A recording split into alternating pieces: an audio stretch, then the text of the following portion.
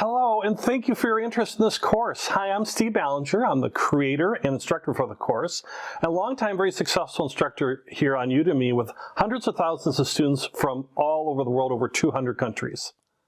And I have been really leveraging and using ChatGPT to help me with my own personal development, my business development, and developing my business, increasing my productivity. And I think you're going to be amazed at some of the things that you can do with artificial intelligence, specifically ChatGPT AI, in terms of how that can really make an impact for you.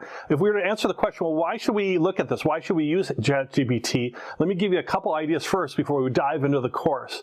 So first off, it really is going to help you increase your productivity, especially with your writing things or emails, or creating things. That's going to really help you from outlining to helping create new types of documents or new types of things. So you're going to see a lot of different use cases to improve your productivity. Certainly it'll help your writing ability because ChatGPT is going to, it's kind of a language process based where it's going to give you more of a speaking language type of writing style that's going to come back with that you can then adapt. We're not copying and pasting. We're not plagiarizing. We're using this as a tool in an ethical way that help us with our writing. You can also use it to educate yourself real quickly. If you want to learn a subject matter or something real quickly, you can leverage ChatGPT to really start getting you going from zero to being more functional with a particular type of topic by educating yourself real quickly.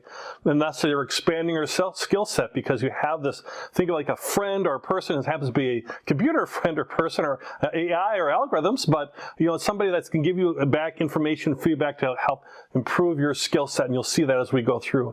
Also specifically, you can use it to help solve problems, like even as much as like hard skill problems from like how to debug a code. If you're a software engineer or developer and you've got some code you're stuck with, you can put that code into GPT and ask it to debug it, and it'll do it for you. Or maybe you're somebody who wants to translate something. ChatGPT can translate documents, and it can do a lot more, as you're going to learn in the course. And I have a lot of really interesting best practices and tips so you can get even more out of the course, along with all these other great benefits of using ChatGPT. So in the end, ChatGPT is super fast. Your responses are almost instantaneous. In fact, everything I do in the course is live. There's no speeding up a film or anything. This is how fast it goes, and I think you'll be amazed at that. It's also very easy to use, and this is real focused on using your work life, but you can use it in your personal life too. And I got some personal life things there at the end of the course too for fun, like how to buy a great gardening gift for my wife who's into gardening now, and it ended up helping me to find the best gardening gift ever, something I had never heard of, and helped me with my personal life too. But really the focus will be how can we use this in our business or work life. And think of that again as it's the AI friend you never had, right? It's the artificial intelligence friend who's going to help you be more productive. And I think we're in the early stages of this, and if you're watching this now, you're an early person, maybe an early adopter. It's going to give you a real advantage because this is something that's really starting to really grow quickly, and I think it's going to be really changing for us as a society from it, and also from helping our work-life balance and helping us to be certainly things like more productive as well too. And we'll talk a little bit about there's some ethical issues too, and how this is all about doing everything ethically, but also you'll know about some things to watch out for as well too. So it's a complete course. Feel free to jump around if there's a certain section you want to get into right away. It's like, I really want to learn about blogging and how ChatGPT can help me. Well, just jump to the blogging lesson. That's perfectly fine. Otherwise, you can go straight through the course right from start to finish, and you'll have a total grasp of ChatGPT, the best practices and tips, and how to really implement and use it in your life. So with that, let's get started and really start getting into the course. So let's start by talking about how to log into GPT, look at its interface a little bit, and give you some quick idea of how it kind of works, real basic thing, and then we'll get real deeper and deeper as we go in the course. So to get to ChatGPT and create your account, you want to actually, if you're doing like a Google search, you want to do ChatGPT login here is what you want to do. The reason is if you put just ChatGPT, a lot of times they'll bring you right to their blog, and you don't have the login at all, and it gets confusing and hard to find. So what you want to do is put in login and find like the login, like I'll say Chat OpenAI, AI is who makes ChatGPT and supports and all that. And then once you click on that, or if you just go to chat.openai.com/authorization login, you're going to get to a screen that looks like this. It can update or change at any time, but basically if you're a user already like I am, you can just log right in, and then if you want to sign up, you just click sign up, and they'll just start asking you things like your email and all this. You can see I'm already pretty popular because I'm already have an account with them, but otherwise you just create your account through that. Pretty simple, pretty easy to do. It's free, at least for now it's free, but that could change at any moment as well. But right now it's free to do, and you'll just ask for username, create a password, simple stuff, right? So I have an account, so I have it up and going already here. So this is what the current ChatGPT interface looks like. It's pretty clean, pretty easy to use. Please understand they're always constantly updating everything. So if it looks a little different, that doesn't mean the course is out of date or anything like that. It's all still current. It just might be how their interface might be evolving and looking. But how you'll use it will be the same, as it just might look a little different. But right now, what you'd see is on the left-hand side, you have these different chats. You can create a new chat or different chats. These are things I've been asking or working with before, so it remembers that. So you can go back to that string of things you've been looking at. So like I was interested in pros and cons of self-managing property. If I want to buy some real estate property, and it gave me back information on pros and cons of that. So I could go back to that and ask some more follow-up questions based on this conversation string. Or if I want to just delete it, I just hit the the trash icon and I could delete that whole string. So that's what this is. And this is a relatively newer feature, so this is actually very, very nice. You can clear conversations. There's a dark mode. There's a Discord group, if you're that. Updates and FAQs, you can find that here. There isn't too many, but if you want, you can find FAQs and stuff and certainly log out. And then it has this thing where it talks about some examples here. You can see examples from how to ask a 12-year or what to get for a 10-year-old birthday, all the way up to how do I make an HTTP request in JavaScript. And we're going to go through lots of use cases and examples. That's the real guts of the course here. So you'll see all sorts of ways that you can actually really apply this for yourself in a real-world environment. I'll walk you right through how to do it. And some of the capabilities, remembering what it said, and you can build on all those things. And then also some limitations, like that it's based on data that might be a year old or 2 years old. You'll keep updating that all the time. But understand it's not really designed to tell you how late is my favorite pizza restaurant open today. That's something like you could get out of a Google search. It's going to be more about more of those deeper type questions, not necessarily deeper, but questions that are more universal type questions versus something that might be a more recent type thing or something that's happened today or in this moment. And then lastly, the main part of ChatGPT, really what you're going to use is right down here, right where this little arrow thing is. Again, they could move this to a different part of the screen. But right here where you see my blinking cursor, that's where all the magic happens. That's where you would, ask your questions, whatever you want to do, like how to make pizza, right? And you could just ask it that, pizza. And then it'll answer your question. So I'll hit enter. And this is all in real time, by the way. I'm on my home internet Wi-Fi. Kids streaming stuff upstairs. So this is about as slow as it's ever going to go. And here it's giving me a recipe on how to make homemade pizza.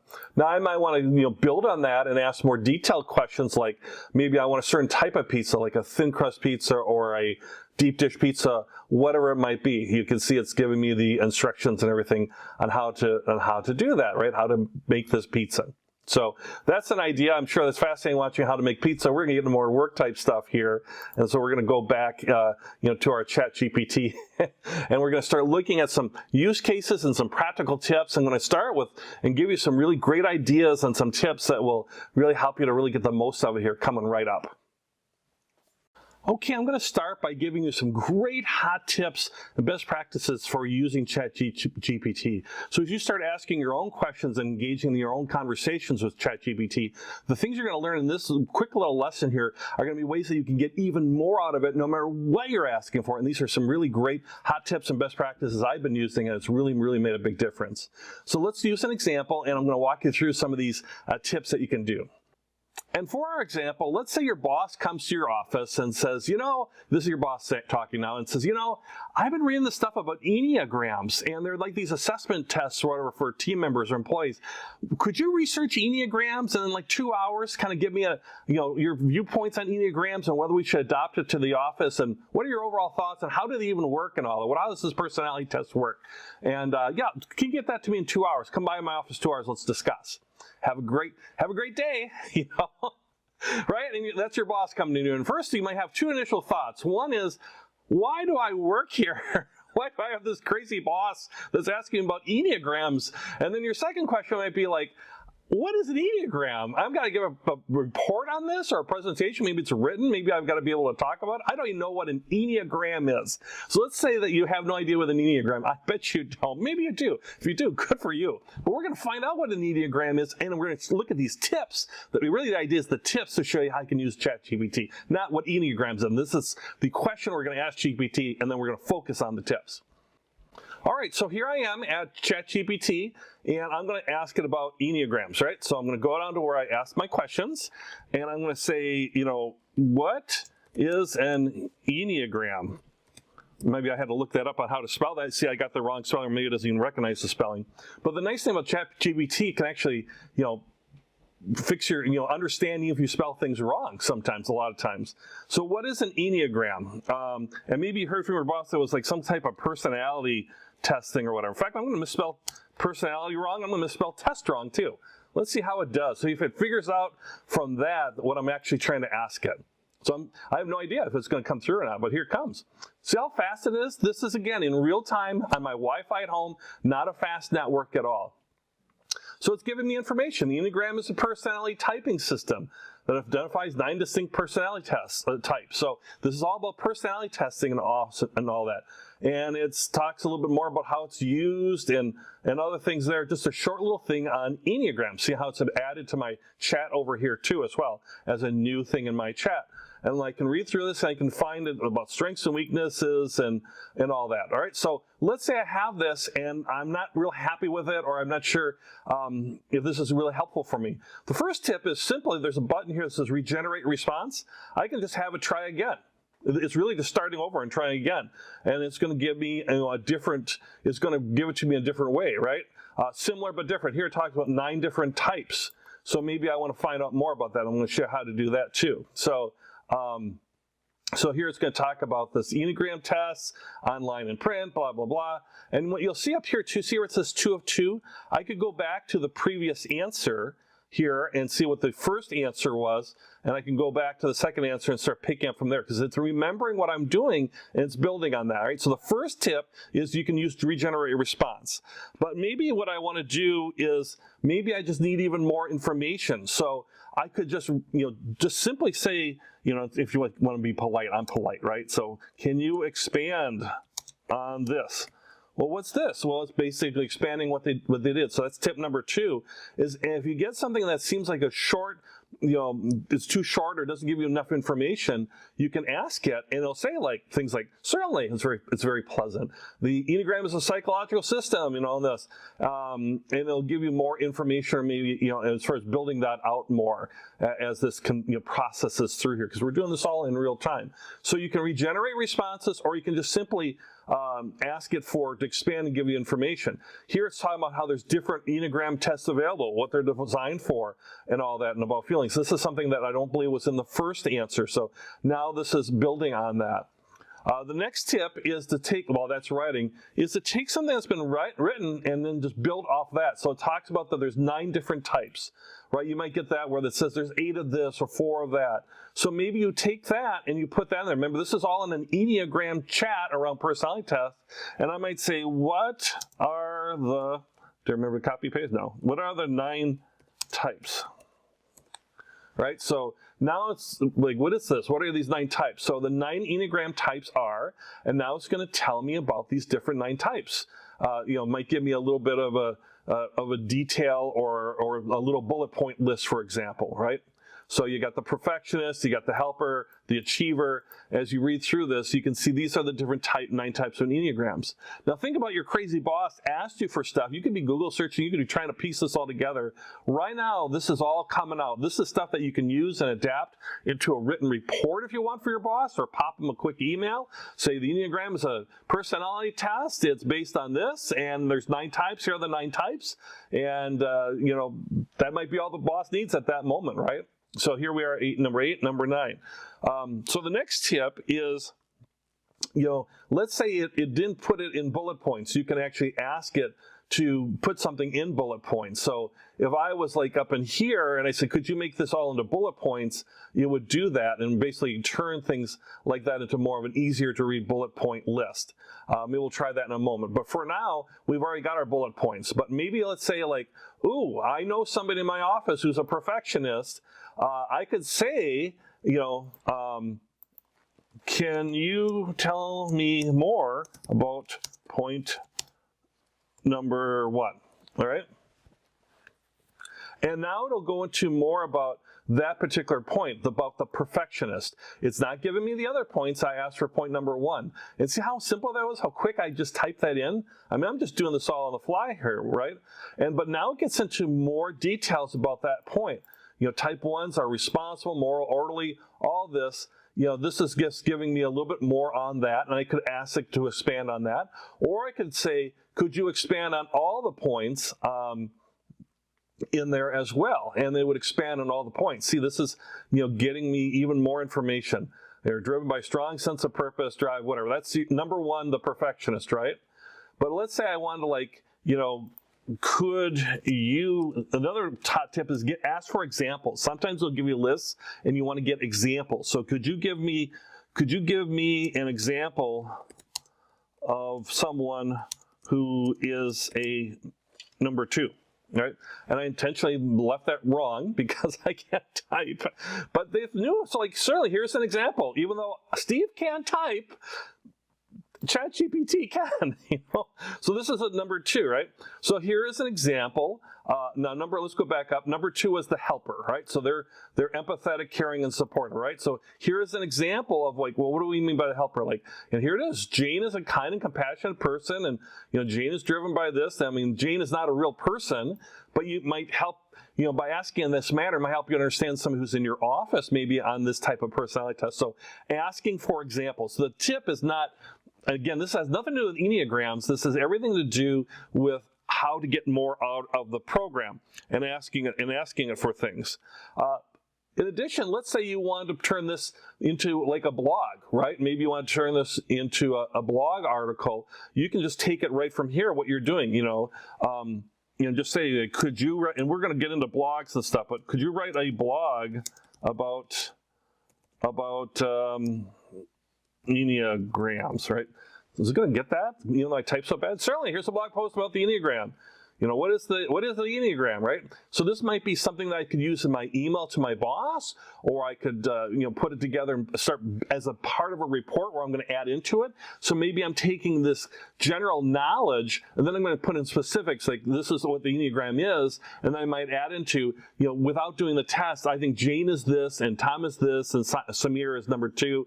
I believe I'm a number 7, which is the whatever, and go into each of these different, 9 points again. But this is like a written blog post that you can use and expand on as far as an outline or an idea behind that. In fact, as we get into the blog thing later, you can even use it to help with like titling and those types of things too. So we'll do that here in a moment as this keeps going through. So, but the main idea is that, using these tips of keeping to generate more content, more things that might be out there as far as that you want to learn. And this is a pretty good long blog post. It was a little bit longer than I wanted it to be. But let's say, I wanted a title for this blog post. I could ask it, could you give, well, it's right in there, me 5 titles for this blog. Okay. Oh wow, this is like God's gift to blogs. Look at this thing. Look at this thing go, right? I mean, here we're wrapping up finally. I guess I asked it too broad of a thing actually. Blog. Now I'm going to say, just give me 5 titles. Give me 5 title ideas for the blog. Because sometimes you're just trying to generate ideas, and that's the last hot tip, is using ChatGPT to give you things like titles or generate ideas or things of that nature as well. So thought about it a little bit. Now here's 5 blog titles. Now I could try to really think of different things, brainstorm stuff, whatever, but I could look at these 5 titles for whatever it is. Maybe I'm writing a report or a subject line for an email, whatever it might be, and I could ask it for some potential titles or ideas. So here's our titles: Understand the Enneagram, Discover the True Self, the Enneagram, a tool for personal and professional growth. Now I'm gonna get, this is a nice, if you're doing if you're actually writing a blog and you want something maybe more clickbaity or more click oriented, or something to generate interest, like navigating the 9 Enneagram types is kind of like, oh, what are the types? How do I navigate that? Maybe I add onto it, maybe I take the 9 Enneagram types and then I add on, discover your true self or something like that, or I just come up with my own creative stuff. So that's the idea behind these hot tips, some initial hot tips, and a really quick kind of overview on how it works too as well, as far as how you can use it to start generating content or generating ideas, and then building on that, you know, would be the idea behind that. All right, so let's keep going with the course. These are some hot tips. Now we're going to look at some, you know, some more detailed stuff as we keep going through. One thing that we do all day long is write emails, right? We write a lot of emails. Sometimes our emails are nice and short and we don't need much of it. Some might be more, you know, involved or more detailed oriented, or might need more oomph behind them, so to speak, or they're more critical emails. Maybe you're asking for a raise or something like that.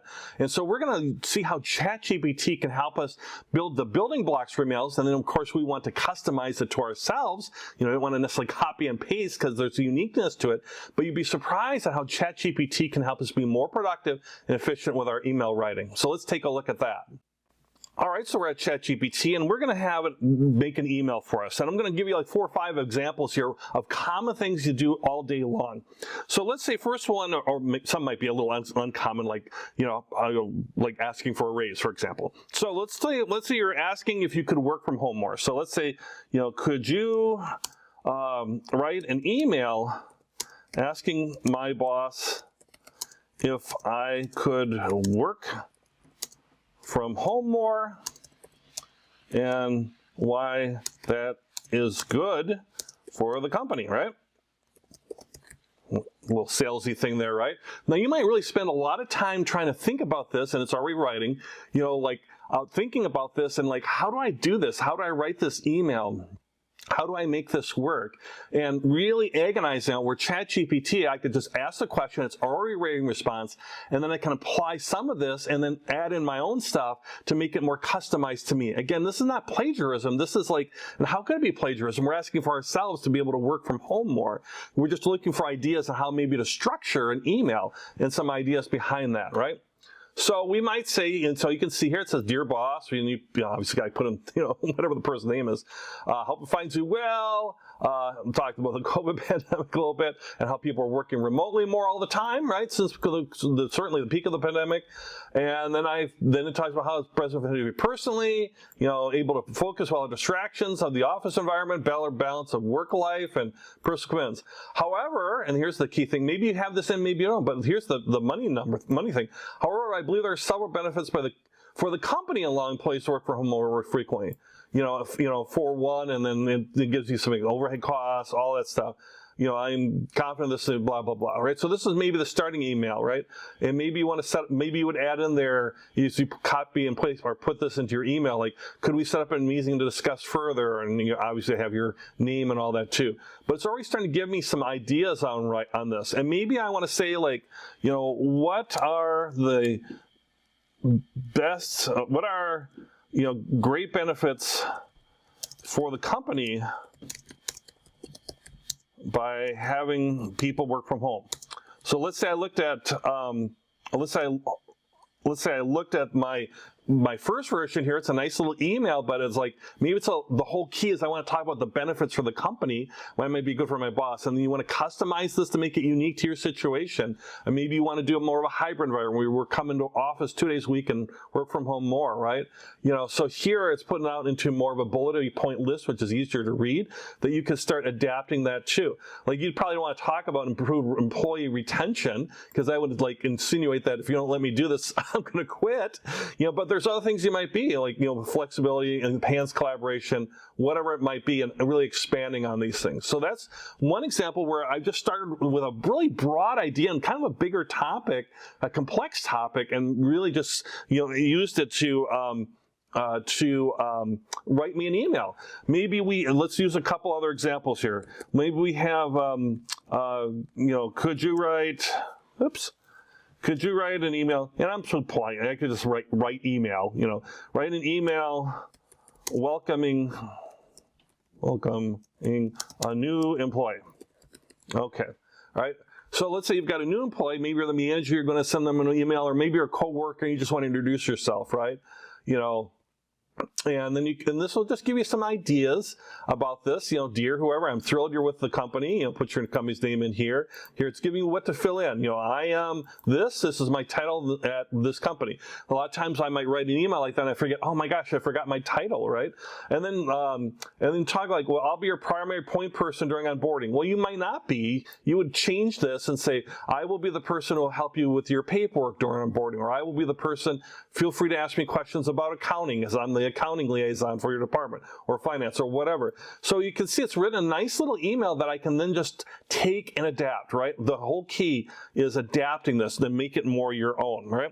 So let's say I'm reaching out to the team and I want feedback on something. Let's say email asking for feedback on should we buy new project management software. All right, so this is more, and again, I'm not going to fix the spellings on this. ChatGPT will fix it for me. So here's a draft. It's already signed whether we should purchase a new project management software to get the ball rolling, to get it started, to get people thinking about it.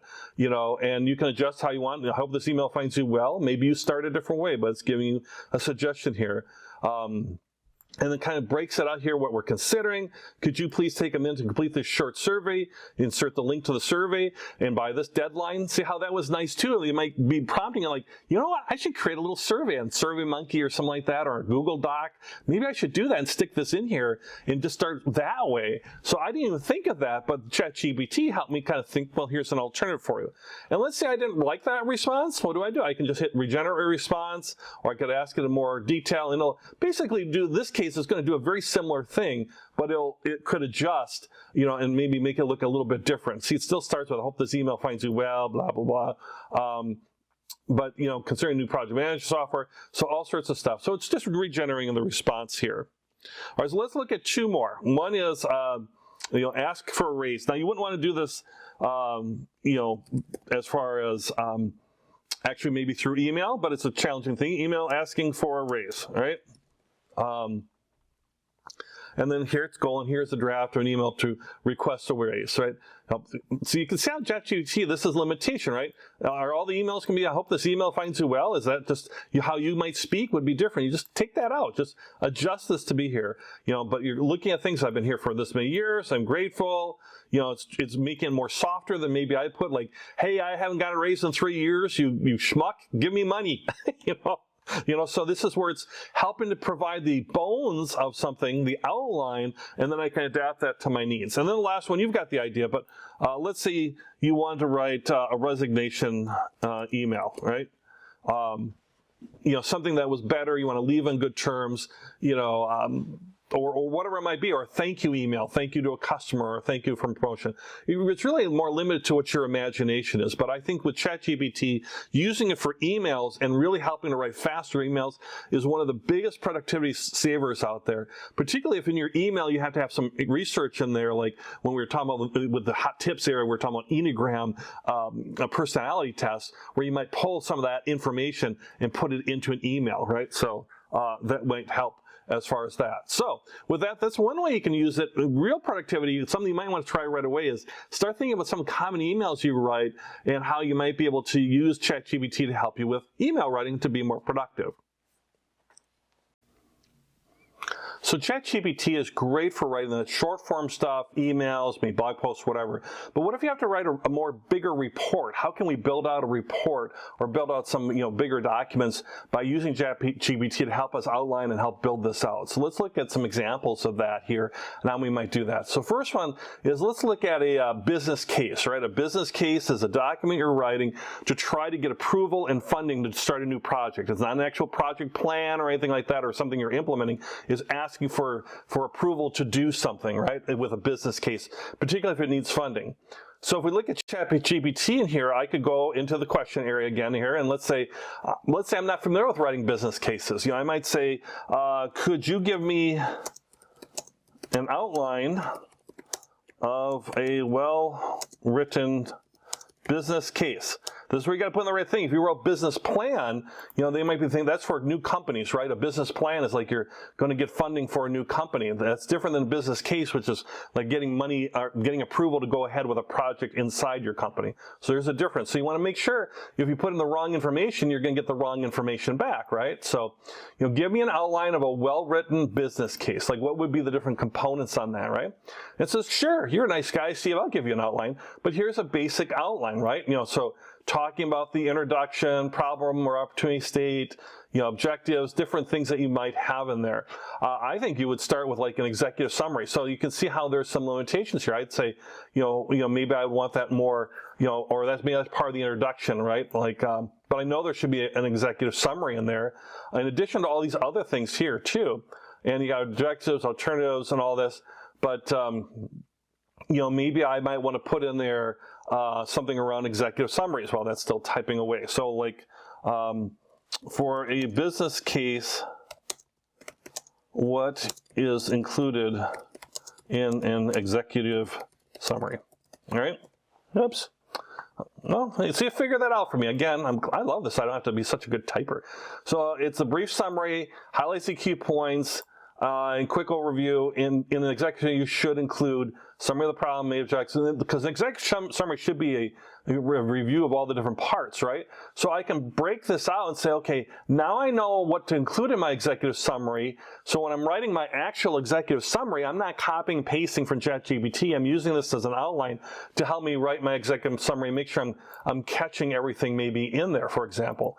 Or you know, or I could have it expand on different types of things, you know, expand more on what an implementation plan or whatever it might be. I can ask GPT for those types of things, right? So I could ask it to write a business case. I could write project plans. You know, maybe I want to do a research report, right? So maybe this would be actually better as a new chat. And so I want to write a research report on social media marketing, right? So maybe I want to say, you know, could you write a research report on social media marketing for a pizza restaurant? Because maybe some types of social media marketing are better for some companies than others, right? So we're going to ask it to do a research report. I've never tried this before, so we're going to see how this works, right? But here's the brief outline of research from social media marketing for a pizza restaurant. Include, you know, you have a section, then you have your introduction and all this and backgrounds and all this, and it's going to keep kind of doing this too. I'm hoping that it'll come back with stuff like, you know, here's methodology, you know, different, you know, kind. So this is like high-level report, a review on how to basically structure your report. So we've started writing a report, and, you know, then maybe you would want to expand on the different things based on what you're finding, right? So, or maybe it's not really getting to what I want to, right? What would be the recommendation? So I see how it's built the structure of a broader report, but maybe I'd want to say, how can you use Facebook marketing, Facebook ads for a pizza restaurant? Or whatever, or restaurant, since I can't type. So here are a few ways in pizza I could use Facebook ads, right? So now I'm building out more detail that might be coming in my report, right? About how it can be targeted, promotions and discounts. You know, they give you some examples. Could use Facebook ads, offer a large pizza, buy one, get one free.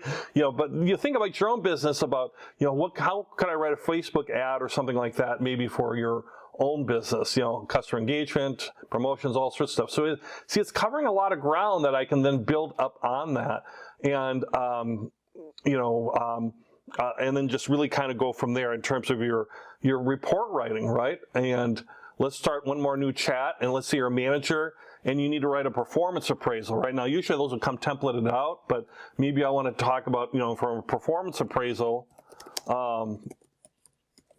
for an underperforming employee, team member, right? Employee. And let's say I just want an example, what that might look like. It's going to vary because, you know, a performance appraisal, is going to vary is going to be something that's real specific to a person, right? But this is hopefully going to help us, well, hopefully it will help us to kind of think about this, how to address things, address it as soon as possible, that you have your documentation. So this might be a structure. If it's not a formalized performance appraisal, maybe this is just maybe it's an email that this is going to be about performance, or a written document that they're underperforming. So instead of this being the formal annualized appraisal, this would actually be better using it as a documentation. Like, I've had a one-to-one discussion with somebody who's underperforming, and I have performance that needs improvement, title for the team member's name, the date. What's going below expectations? Is there any strengths that the team member is doing, that I might want to add in there? But certainly areas for improvement and goals for the next evaluation period, those might be things. And what's our action plan? So this might be, a way to lay this out, and it gives you some examples of how this might look. But this was for a performance appraisal. I could change this into something else as far as, could you change this to a write-up? Oops. I wonder if it'll recognize write-up for being late to work. We'll just start with that. So maybe instead of like a full-blown performance appraisal, maybe the person's coming in late to work. I'm not sure how to write this. I have to write a document because Human Resources wants a document. How would I do this? And you can see how it's sitting here. Performance write-up for the team member, the date, frequent tardiness overview, and then and then you fill in with the details, right? So they're giving you examples, but you could say from 15 minutes to an hour, maybe it's every day, maybe it's Thursdays and Fridays, whatever it might be, and then outlining your expectations, and then the next actions they're taking, and goals for improvement, and then talk about, well, what happens if it doesn't improve? What if there's no improvement? You'd want to add that in there as well too. What resources and support and all that. So here's some examples of when you're thinking about your reports. I'd like you to think now about what reports do you actually write frequently, and how could you use that ChatGPT to help you better with your more frequent reports, or maybe some unusual reports as well. ChatGPT is also excellent if you need to create scripts or prepare yourself for maybe giving a presentation or a speech. ChatGPT can help you really outline that and think about that more and help you make sure that you get everything covered. So let's do that with an example here. So let's say your manager comes to you and there's an all-company meeting, and you need to give a speech on the importance of your department to the company, right? Why your department's important to the company. And let's do that and see what ChatGPT comes back with, right? So, which just giving a speech can be nerve-wracking itself, but this could help actually write an entire script for you, example. So we might ask it to write a script. So please, write a script for a presentation to the entire company. So more detail is good.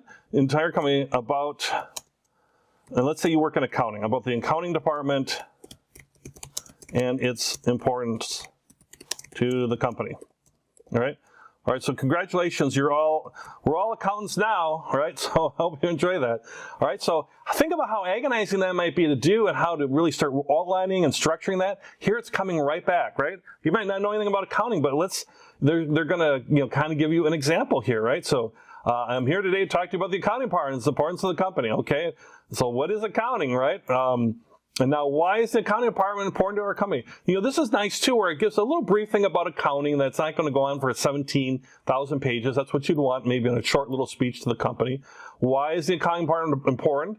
And they'll talk about the different importance of the accounting department. Just our general things that are universal to accounting departments. Now, maybe your accounting department doesn't do certain things. Maybe your accounting department doesn't have a role in budgeting and forecasting. Well, that'd be unusual, but let's say it didn't. It was more finance department or something. You can just take that stuff out and then build on this as an outline, then add in there, with like, who are the team members in the accounting department? Who's the person you would contact if you need help from the accounting department as far as a company-wide speech, right?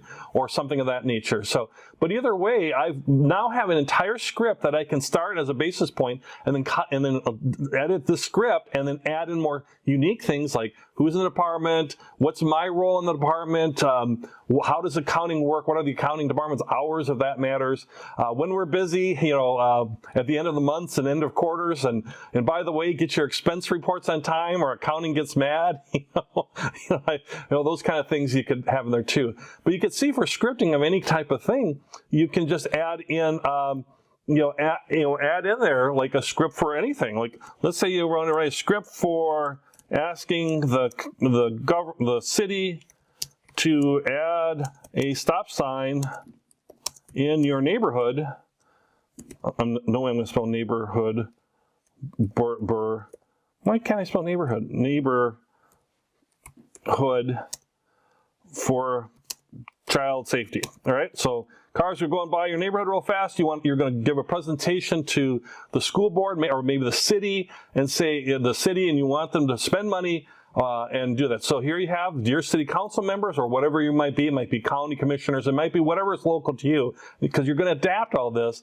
But just how about I'm requesting to write this, and you put at this intersection. You have to put in the intersection and stuff.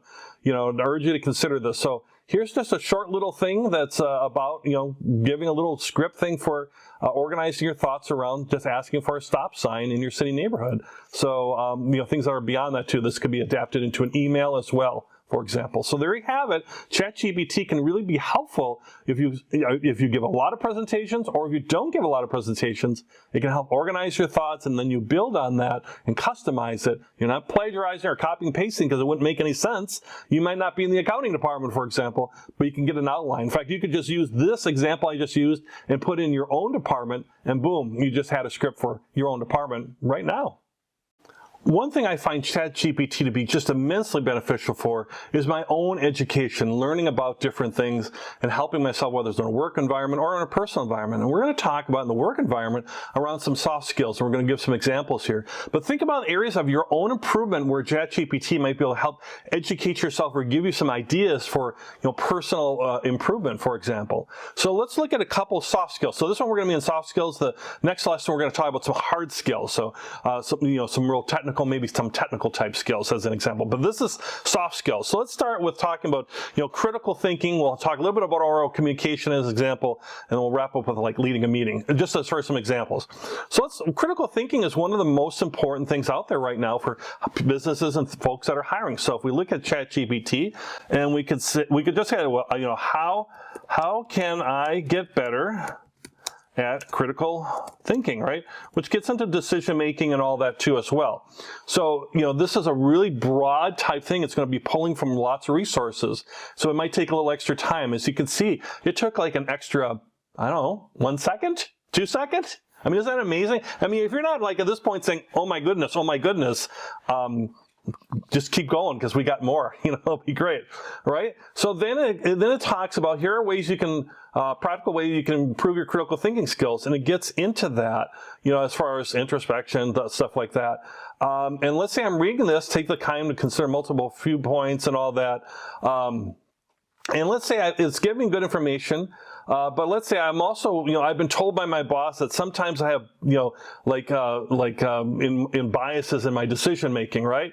So, I could say, well, what is that? What are some common biases in decision making? Kind of related decision making, kind of related to critical thinking, right? We got that, but bias, not in this case that a person would be, if they were told that they're a racist or don't like a certain gender or whatever. It's just more the scientific type biases, and you'll see this coming up here, like anchoring bias here, for example, when people rely heavily on the first piece of information they receive when making a decision.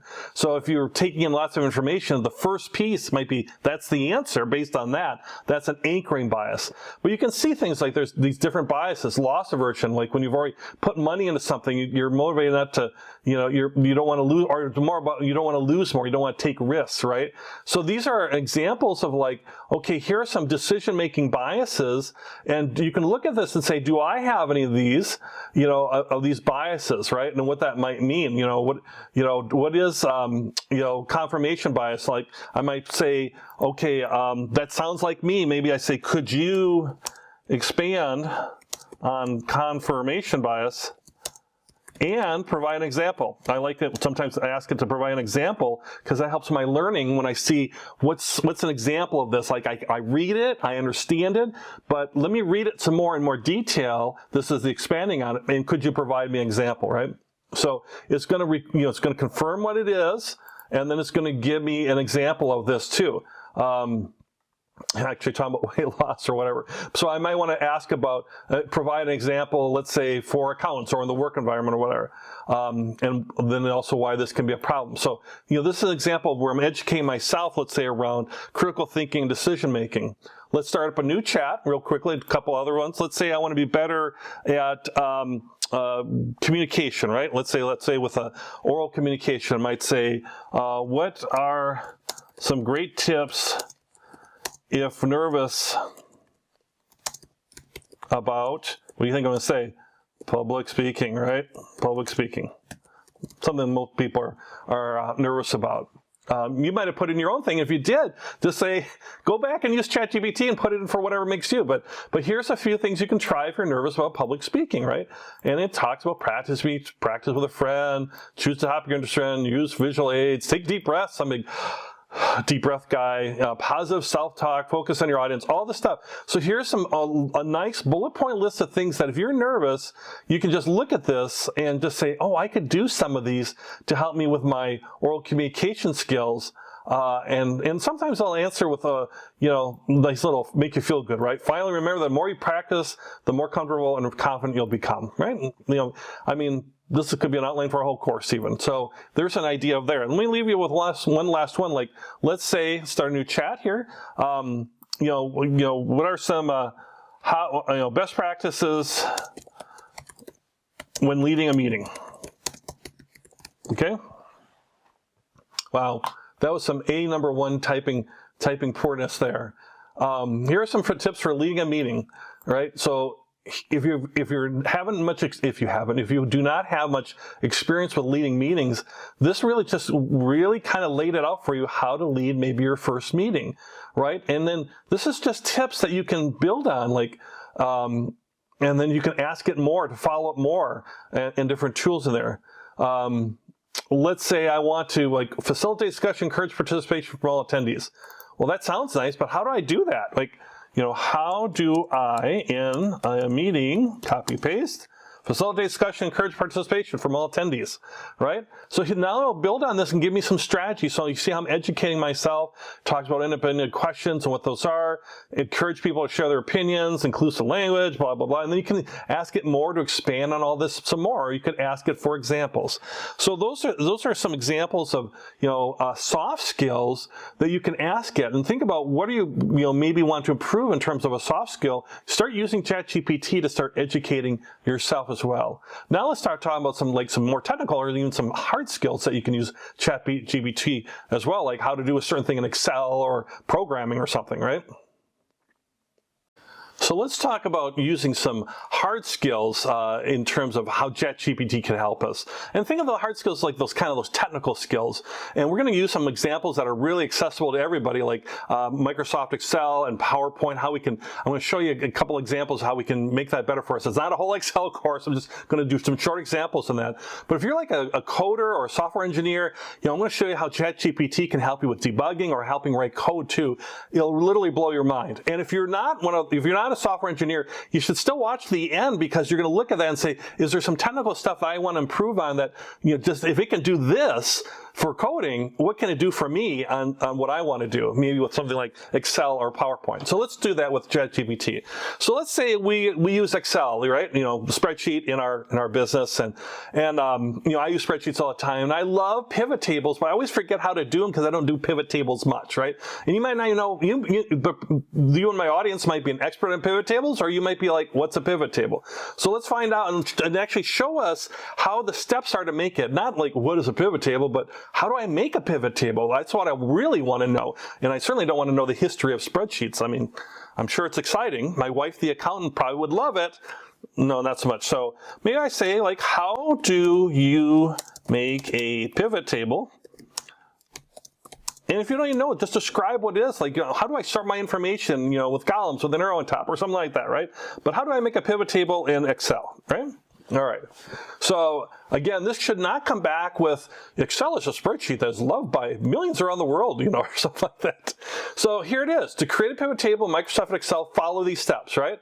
So then it's going to walk you through. Select the data, go to the Insert tab. It tells you where it is on the ribbon. Click on the Pivot Table button, and it walks you right through how to do that. So if I don't make pivot tables often and I'm trying to search the internet, maybe I'm trying to watch a YouTube video or something like that, look, while you're doing that, I already got the answer, right? I got the answer from ChatGPT here. And it's walking me through how to make this, which is in Excel can be a little tricky to do, but at least gives me started and walks me right through step by step. Hope this helps. Let me know if you have any questions. Maybe I want to respond like, that's great, I love you, ChatGPT, or something like that. You know, so that's an Excel pivot table, right? Maybe I'm working in PowerPoint and I say now I might want to start a whole new chat, by the way, but let's say I don't. Let's say I start in PowerPoint. I didn't capitalize that. And let's say in PowerPoint, how do I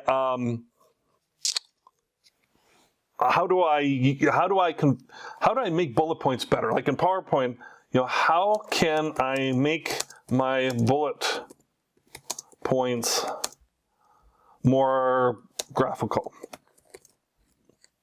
you know, better that way, more picture oriented versus just like 1,000 bullet points or something like that. You know, and this is a pretty wild question, right? Will it tell me? And because I'm not telling you specifically like up here where, how do I make a pivot table? I'm asking more general, how can I do that? Can I do this? How do I do this? And then it says there are a few ways you can do this, right? And you can say, you can use shapes and lines to create bullet points, use icons, use images, use a smart art graphic. This is where I was kind of trying to get to. Like, you know, smart art graphics is a little bit more, it's not advanced, but it's something that a lot of people wouldn't know about, right? So, you know, how do I, you know, let's say I want to pick up on that, right? So how do I use number 4, smart art graphic, step by step? All right?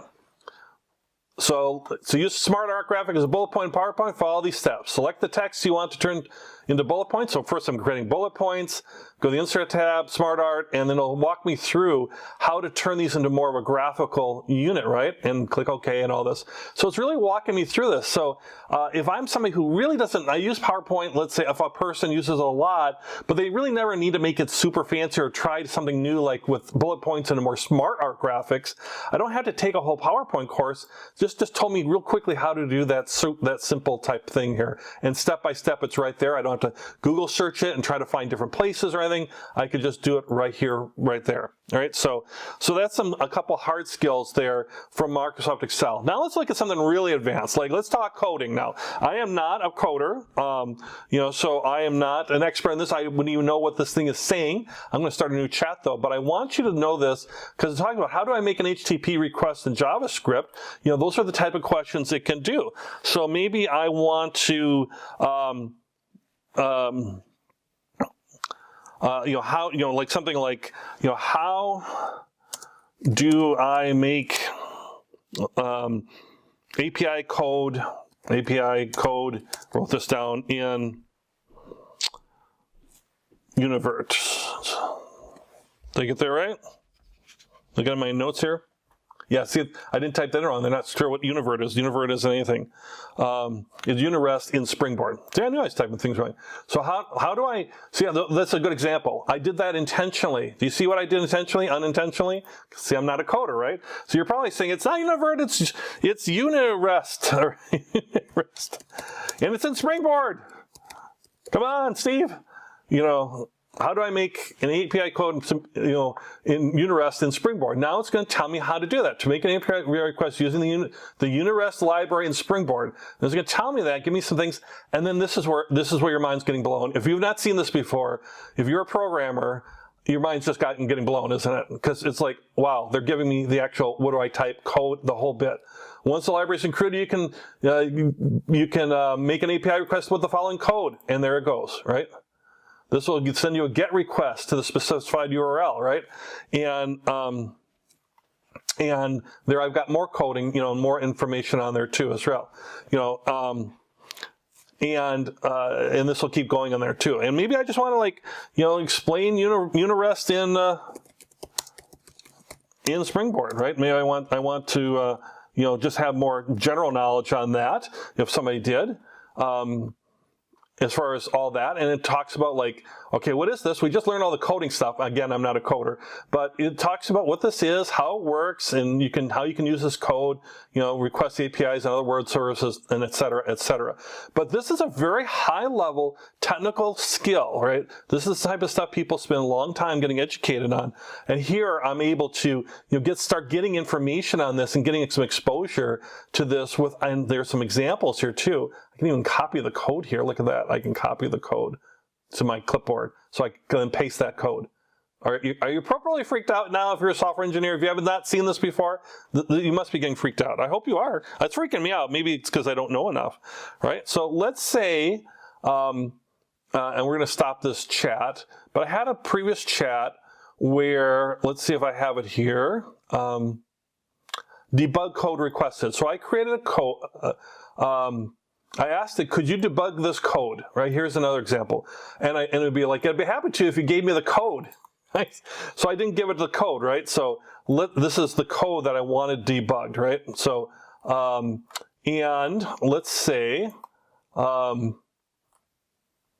going to create this, and I'm going to say, let me go back to a new chat, and I'm going to take that and say, could you debug this code?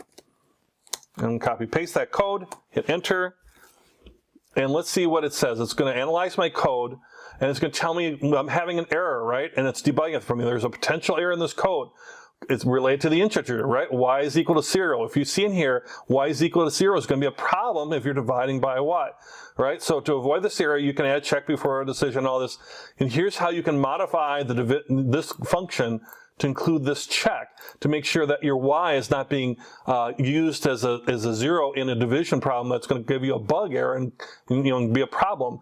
And here's the code with this modification. Again, I could copy this code, and now I have this, and I can start using this and see how this has been added to my ChatGPT library.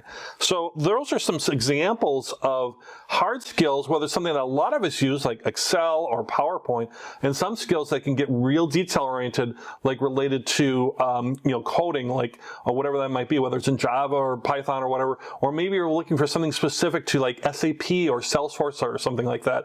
You can do that as well. That's really more limited by your imagination. So I hope you found this interesting too, because sometimes it's trying to find the answer, and you just want to find the answer so you can keep on doing your job. This is where ChatGPT can really help with really complex and challenging hard skills. But the key is you've got to give it the information to do. So don't be like me and say, could you debug this code, and not give them code. You got to give them the code. One thing you can use ChatGPT for is to take large amounts of information and then take that and provide it back to you in a summary form. Maybe we've had to read articles or read documents that are just hugely long, and we just want to get a gist of an idea at first to see if we should even continue reading, or maybe we just want the summary because we're very busy people. So I'm going to show you how you can take a longer piece of something that's already been created and have ChatGPT boil that down into something that's easily for us to consume in terms of a summary of that type of article. So here's the example. So I have this article that is like 6 pages long on the autofocus system, right? And the autofocus system, by the way, is like a time management system, right? A time management system to help you be more productive. And it's this article, you can just see it's poorly written. I mean, as far as just there's no images, it's just all over the place. The text is bad. Can you imagine looking at this?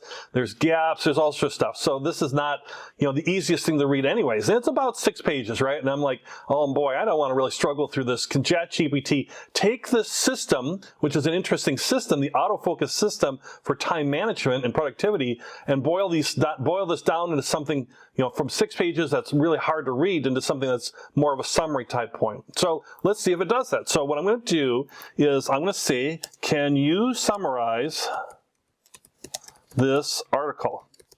All right. And then what I'm going to do is I've already copied, I'm going to paste the entire article in there. You can see all this stuff in here. This is the whole article's in there.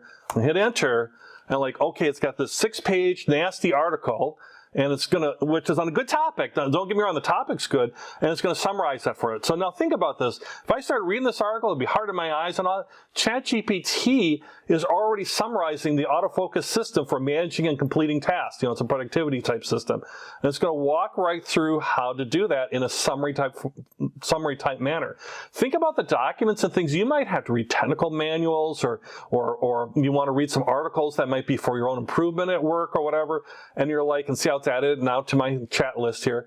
I just took that 6-page, hard to read, poorly fonted article into something that's really just really one big paragraph. Maybe that should be broken in other paragraphs, right? So now I've got something that's easier for me to consume. In fact, here's a hot tip for you. Let's say I want to take this because it's a part of my chat where we're talking to a friend, and I'd say, can you make this into a bullet point format? All right, so bullet point, that's the French for point. That's not for all my French friends. That's not French at all. So can you make this, I'm taking this part, because this is what we're chatting here, and I'm asking, can you take this and put this into a bullet point format? So already start doing that, see? So sure, here are the steps I'll focus in a bullet point form, right? Actually, it's actually taking the original article because it's pulling all this stuff, but it's also pulling from here, but it's pulling from the whole conversation to basically make this into something. Now, this is something that's really easier to read, right? I want a step-by-step thing on how to use this system, this autofocus system, so I can be more productive, right? And now it's walking through, how to do it with a notebook, list of tasks. It's walking you right through to do that as you're looking at that. Talking about in this system, you work on the item for as long as desired versus, let's say, the Pomodoro technique. In fact, let's say I like the system, I'm like, I could just build on that and say, I could ask the pros and cons of the system, but let's say I want to, could you compare autofocus to Pomodoro, which is another type of time management type technique, right? And Pomodoro does have limits as far as how long you spend on stuff, right? It says they're both time management methods that can help individuals increase their productivity and focus. And then I'll walk right through what the autofocus system is. And then they'll walk through what the Pomodoro system is. And then you could go from there. You could ask, like, what's the pros and cons of each? And you're really starting to expand on that, because not only is it pulling from the article, but now it's pulling from the wider AI system. So it's not limited to the article. It's pulling from the AI system. So just bear with me. Pros and cons of autofocus, right? So this is not pulling from the other stuff. If it's in the article, it might pull a little bit, but it's really pulling from a wider AI thing. So I'm not limiting myself. It's building on this chat, right? So this is nice, right? Maybe I looked at the autofocus up top here and had a nice summary, and I'm like, well, should I do this? Sure, here's the pros of doing this, but there's some cons too. What are the cons to it? Well, it may not be suitable for tasks that require more structured, scheduled approach. That need long focus over a longer period of time, because it's more like short focus time periods. So it really gives me an idea. So just by doing that, I just learned the autofocus system and maybe how it compares to Pomodoro as an example. So using ChatGPT to basically take an article and boiling it down into something that's summarized, you can get the information you need quickly just from that. But then you can build on that and increase your education, your knowledge by asking questions about, give me examples, give me, what are the pros and cons? I could ask it for an example, give me an example. So all those kind of things you can do to kind of keep building it out to help with your education as well. One thing that's really interesting with ChatGPT is the translation ability, as in translating language.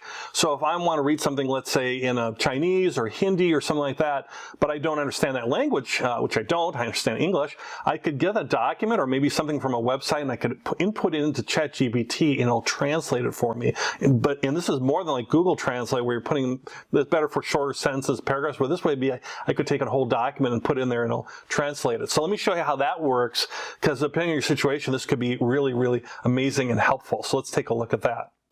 So here I am at the Economic Times in Hindi. So this is a business website for like investors or business stuff in India. But this is the Hindi version as opposed to the English version. You can see this is in Hindi. But there's some that are in like green hydrogen mission, whatever is in English, but the rest is in Hindi. So if I clicked into this article, for example, let's say I'm interested in this mission. I could look into this and I can see a little bit in English, but mostly all of it is in Hindi there, right? So you look at all that is in Hindi. So how do I use ChatGPT to help me? Well, first off, I would want to copy and paste, and I've never tried this where I'm going to copy in some of those pictures things. Hopefully I'll get rid of that, but let's try it and see. If not, I would just need to do the text itself. But I'm going to copy, and then I'm going to go to ChatGPT, and I'm going to say, can you translate this, whatever document, article, it's actually a web page, but article into English. And then I'm just going to fix this up a little bit. There you go. And into English. Oh, capitalize it. And then I'm going to copy paste my article here, right? And it looks like it didn't put in the, hopefully it took out the pictures and things, because that's ChatGPT said it's not really related to the formatting too, so, that's okay too. I just want to know what this is saying. I have no idea what this is saying right now. Hopefully it's okay. It's a green mission thing. It should be okay. And you can see I put in ChatGPT, hit my enter key, and then now it is converting all that entire article from Hindi into English. And how the Indian government's approved 19.7 billion rupees, about 207 million for national green hydrogen mission, right? And so if I was curious about that, I now am not limited to only articles and things that are in English. I can get things that might be in other languages too as well. And particularly if it's something that maybe is more interesting from the source material, I'd rather hear about the mission in India from an Indian reporter or an Indian report perspective as an example, as opposed to getting a little tidbit from some US site that might not give you as much information. So think about that. If you have things you want to translate, it could be personal stuff, maybe you get a letter from a relative from the old country, so to speak, or it could be something related to business. You can just put it right in ChatGPT, look how fast it did it, and took that article and took it from Hindi to English really, really quick. So do I know if it's 100% perfectly accurate? I don't, but it looks pretty accurate to me. Even getting names in there, like Modi's name in there correctly and all that, so it's doing all that correctly. So I'm still pretty confident on it, but it's something it's worth a check too. But that's a pretty amazing thing you can do with ChatGPT in terms of translation. If you write articles or blog posts as part of your job function, maybe for your full-time career, or maybe you have a side gig where you're selling some things on the side, you have your website, and as part of that you might write articles or you write blogs, for example, and I do that. ChatGPT can be just amazing for that and really help you as far as creating like blog posts real quickly, and then you can add your own stuff into it, is the idea behind it. So I'm going to show you an example here with a blog I have, and I don't like writing blog posts. I'm better on camera. That's more my thing. I'm more of an educator, but I know by writing blogs that helps drive traffic to my website. So I want to do that, and so this is how I'm using ChatGPT to help me with that. So let's take a look at that. So here's my website. So I make courses on Udemy. I make leadership and management courses. I also have a lot of investing courses. I was fortunate to retire early because of my investing knowledge. So I have a site called Investing Education with Mr. B. My last name's Ballinger, Steve Ballinger, B, I'm Mr. B. Okay, there I am. Hello, I'm Mr. B. There I am. Okay, so Investing Education with MrB.com, that's the home thing. And I sell my courses not only on Udemy, but I also have my courses on my own website, right? So I have all these different courses on my website. But to drive traffic to my website, I have a blog too. I'm not very good at keeping up with it, but now with ChatGPT, I'm getting a lot better. So let's say I want to write a blog article for my blog part of my website to try to drive traffic to it, right? I've got some blog articles here already, my top 5 investing mistakes, whatever, right? So I want to use ChatGPT to add to my blog, right? So and this is an I sell investing online training. So we're going to use that as an example. So let's say I want to write an article about swing trading versus day trading, right? It's kind of investing stuff and 2 different types of being an active trader. So I might start, my thing is, first I might want to know more. I kind of know, but let's say I wanted to know more, or here I could just start with this way. Could you write a blog about the difference between, this is how simple it can be, between day trading and swing trading. Now maybe you probably have heard of day trading, where you're opening and closing your positions in one day, but swing trading is a little different. It's still active trading. So let's see what ChatGPT comes back with. So sure, here's a blog post on the difference between day trading and swing trading. And then it's going to go into these two popular types of trading, and it's starting to build this out here that I can then take and then adapt from that. But it's already writing it as a blog post. It's writing in that conversational blog post style, or at least being a little better than, just lots of bullet points or things like that, like you'd have maybe in a presentation. It's talking about what is day trading, what is swing trading, and then I can take this and I can add an image of maybe a day trader or a person trading day trading. I can add an image into my actual blog of a person who's swing trading. I can add in my own stories or examples. Other thing I would want to add in here might be in a blog post, like a video in here, so because that helps drive traffic to blogs. If you have a video in your blog post, so maybe I have something from my YouTube channel here, and I certainly would want to add stuff in here about like my courses and how that could help somebody. So you could talk about these day trading and swing trading, but maybe I'd say, one of the big things is technical analysis for these types of traders. This is my knowledge coming in, and I have a 12.5-hour course on technical analysis. So in my blog post, I might want to put in there things about my course and have links to my course, and maybe there's a special in my course or whatever, right? So here's a nice little blog post on day and swing trading.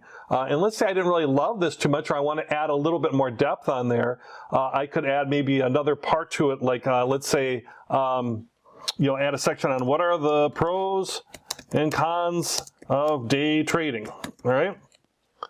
Hopefully, yeah, I got it right. Okay, pros and cons of day trading. And so that'd be another component. I could take things in, take things out, add things in, and start building my blog post there. Again, adding my own unique stuff. I'm not copying and pasting this.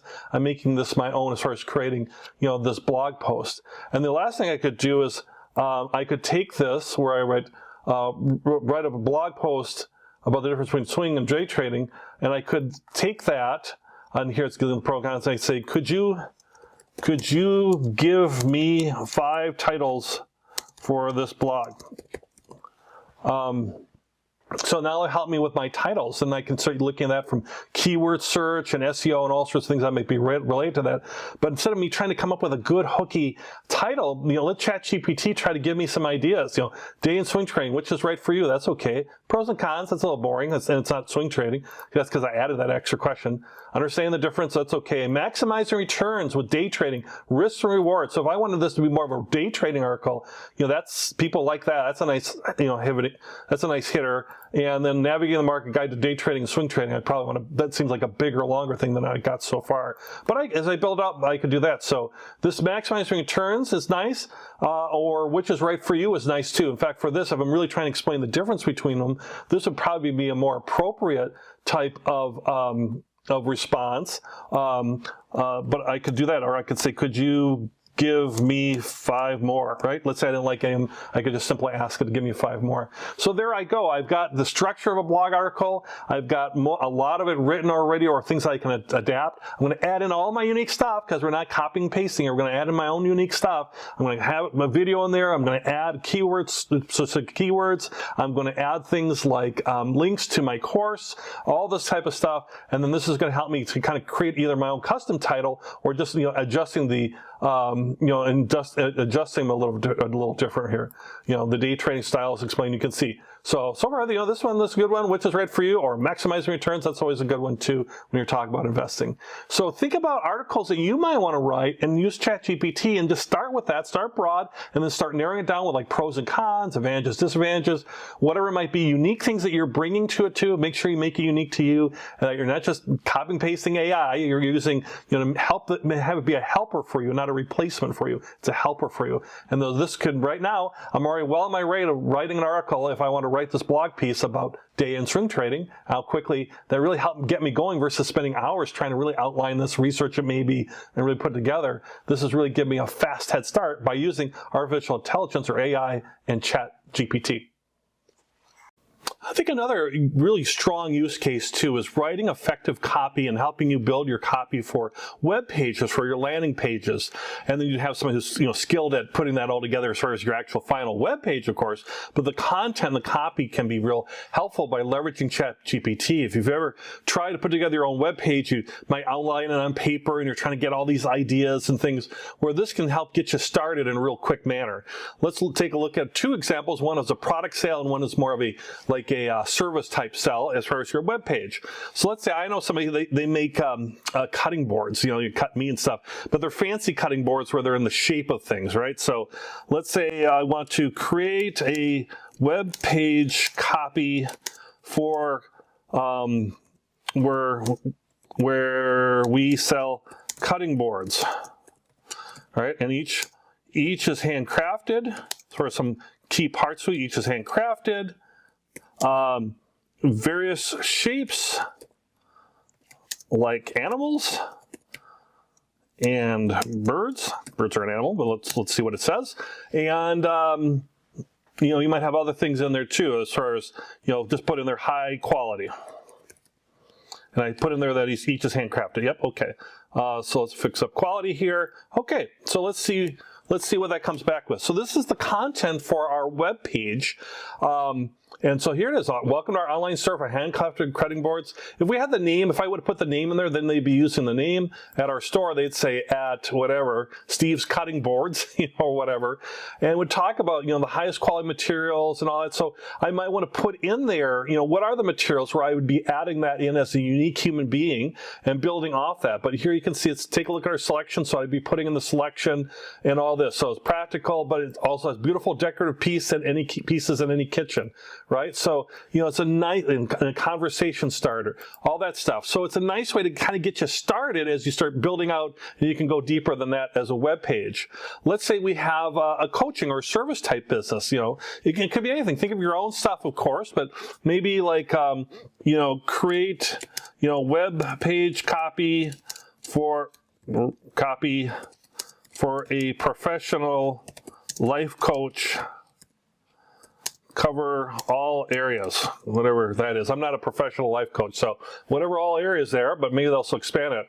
And it says, welcome to our professional life coaching services. You put in your company's name. Are you feeling stuck in your personal or professional life? Then you need a coach. Or, you know, we have a team. Maybe it's not a team, it's just you, so you'd want to necessarily edit that out where it says we have a team of experienced and compassionate life coaches. Just say, I am an experienced and compassionate life coach, right? So you're using this to help generate ideas and generate stuff. And again, you can always regenerate ideas or build on things, or, you know, maybe you want to say list common coaching services, and, you know, start generating a list of common things, and then you can pull out of that the services that you offer or build on that, right? So maybe you do career coaching, maybe you do the life coaching and the different things in there with relationships. Maybe you're an executive coach. You know, this is like higher level summary, but then I might dig in deeper about, like, you know, that you specialize, let's say, as a life coach in relationships, health and wellness, personal growth, and work-life balance. You know, maybe that's what you do versus these other types of coaches, you know, or like a spiritual coach or whatever. So there's an idea of how you get started, and you're now building out some nice copy with a web page that you can then now fine-tune and make better for yourself. So again, so much faster than especially for folks who are not marketers or copywriters by profession. This can be a way to help get you a really good jump start by leveraging the artificial intelligence, and then you make it your own in your own unique way.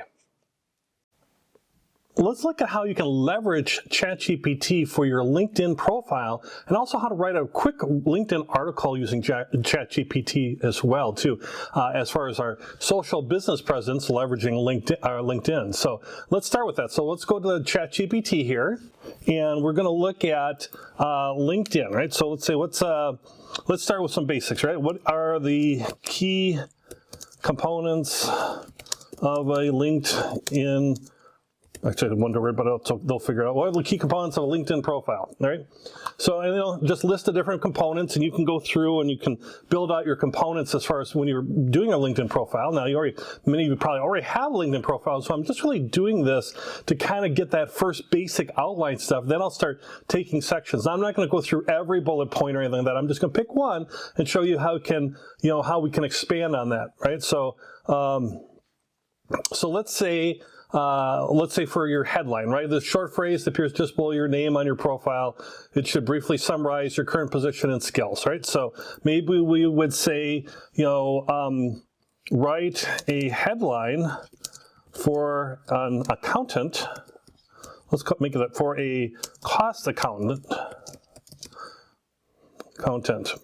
All right, let's see what that does. This is just general now. You would want to put in your own specific stuff, but let's say if you're a cost accountant, which is different than other types of accounting, here are some, they're going to give you some few options in here, things that you can put in your headline, or how you might want to make that look better, right? Cost accountant with 5 years experience, you put in how many years you've got, expert in financial planning, all that. You could take that, or you could say, could you give me more? And they'll give you more, and you can keep expanding on that as far as some different things for the headline. And you might find words you like proactive cost accounting. You might like that, or you might like the words financial modeling. So you can pull from those types of ideas and build your own headline, right? Or same thing with skills. So let's take what is a sample for a skills section for a cost accountant. Now, your own skills. You probably won't even need this, but if you're a cost accountant. But again, this can be real helpful as far as reminding you of some things. I know my wife is an accountant. She's not a cost accountant, but she's an accountant, and she forgets all the stuff that she does, right? And then she could take that and say, oh yeah, forecasting. She does forecasting. So you could explain that, build that out more. Could you give a brief summary of forecasting in cost accounting, right? So if you're really struggling for the words yourself, this is where ChatGPT can help start building an outline for you, start building it for you, in where you've got something already kind of started there. So it's really saving us a lot of time and helping us be more productive as we build out, let's say, our LinkedIn profile. So those are examples for a LinkedIn profile, and this gets, maybe you might want to cut back a little bit for example. All right, so now let's talk about a LinkedIn article, right? So it's the same kind of thing. Let's say you want to write in fact, let's go ahead and start a new chat here because it's LinkedIn, but it's a little different. Let's say, could you, see, I'm so polite, right? Could you write a LinkedIn article about work-life balance, or whatever it is you might want to have, right? So you could do a lot of research on work-life balance. You probably have your own ideas. Maybe you've got some good examples that you can put into your article. And this is where your uniqueness as a human being comes in versus artificial intelligence, is that you can get the information on kind of that, what is work-life balance, and maybe you can get some examples, some generic examples, but only you can provide your own specific real-life examples. And when people are reading and consuming stuff, they want to know, now it's AI generated. That's helpful for the context sometimes, or certainly help you in terms of development, but they want to know, your personal stories and all of that, right? So here's a nice little article about work-life balance, and it says how about setting boundaries, make time to enjoy, take breaks, communicate with your employer, all this different stuff, and give you an example of turning off your email or phone, or some examples. And then we could say, you might have your own examples of how do you actually practice self-care? Do you exercise? What kind of exercising do you do? What works for you? This is where you can build that out. Or we could ask ChatGPT to expand on it. Could you expand on number 1, right? So, oops, too many requests in 1 hour. I got to try later. I got too many requests. So that's an idea as far as how you could use ChatGPT in terms of helping you, write your blog articles or do whatever you might want it to do. Another way you can use ChatGPT is for like copywriting and stuff around your advertiser and marketing, whether you're, let's say, doing Facebook ads or Google ads, whatever it might be. You can use this to help kind of brainstorm or get ideas, or maybe even put in the type of length and formatting that can be helpful for you. Let's look at a quick example of that. Let's say we've got a restaurant that we own, and I'm asking ChatGPT to please write a Facebook ad for a pizza restaurant in Midtown New York, New York City. Best pizza by the slice, unique deep dish style. So the more you add in these types of things, the more it can give you back. If you just say pizza restaurant, you might get a nice generic thing, but let's say I want something a little bit more specific. So I'm going to hit enter here, and let's see what they come up with. So this is a Facebook ad. And you can see they've got attention pizza lovers in Midtown, New York. Come and taste the best ever you'll have. We have pizza with slice, our unique dish style that won't find anywhere else. Stop by and satisfy your pizza cravings today, right? Or maybe I want to add on there, plus we have free garlic knots. If you ever not had a garlic knot, go to New York and have a garlic knot. Get on an airplane right now, go to New York City, have a garlic knot, you'll love them. Free garlic with every order, all right? Let's see how that does for us. Put on here plus, and So now they've adjusted what they've written before, but I forgot to add in garlic knots, let's say, and now they added that in there, right? So stop by, get your pizza cravings today. And let's say I didn't really like that one. Well, we know we can try typing in something different, or just do a regenerate response, and it'll come up with a new different way of doing it. Very slight difference. So you can see it's the length that makes for a good Facebook post. Again, if I have multiple versions, I can just use these arrows and go back between versions.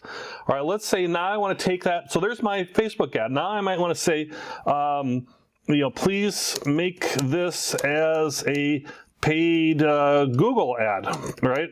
So, just basically take kind of the same thing and make it a Google ad. You might need your, a Google type headline or whatever, as far as looking at your advertising in there. Like create a Google, let's see if it does this, Google headline for an ad, right? So that's where I might have this would be the top part, satisfying your pizza cravings today, and then you'd have this part afterwards when you have your Google ad, right? Could you make this as a tweet?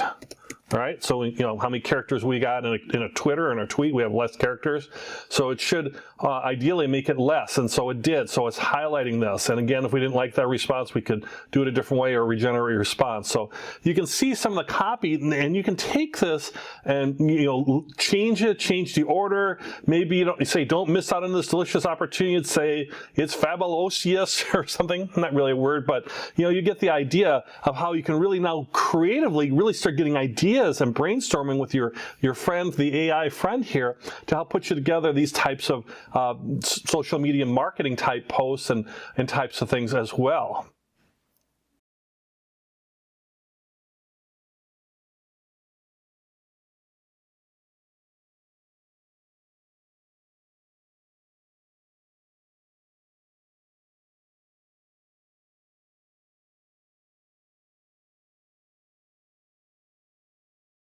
ChatGPT can be also integrated into your own systems and things. You might need a little bit more programming ability around that. You might want to look deeper than this course as far as actual programming, creating your own AI that works within your own company systems, and maybe rely on some experts around that. But companies are already using AI right now, have for a long time actually, in terms of integrating it into their own systems, maybe their websites or for customer service, whatever it might be. Let me show you one example here. You're probably fairly familiar with chatbots, for example. So here's a web page from Norwegian Cruise Line, right? Cruise Line, and they got a sale or whatever. But you see how they have the pop-up with the let's chat, right? And you put in your name and what can we help you with today, and you put in a subject like you put your name, you're interested in shore excursions, and you might type in something like on the Panama Canal cruise, what's the shore excursion to see the cliff divers in Acapulco like, or do I have to be physically fit to do that, or whatever it might be, right? So when you have that come back, you think you're talking to a person. Most cases you're not. They might have a name like, hi, this is Marina, how can I help you? Well, Marina is really just an AI. It's a chatbot, right? So it's going to answer those basic questions and free up customer service people to focus on the more challenging questions versus basic questions. A basic question like for a cruise line might have been the one I gave you, or what is the cancellation policy if I can't make my cruise? Well, those are policies and things that can be programmed in the chatbot that'll spit back the answer for you, right back for you, right? So, and then the customer service people can focus again on the bigger things. So those are things that you can use as far as with chatbots and integrating AI even to your own business. Maybe you have a small business that you're working with, or you're a solo entrepreneur or something. You can look into chatbots and understand that that's where a big application of artificial intelligence is too, and things like ChatGPT play a part in that. Just might need some more expertise than I can provide you on how to actually do the program and put it on your website. I think when it comes to the world of work, we're going to start seeing video even more than ever.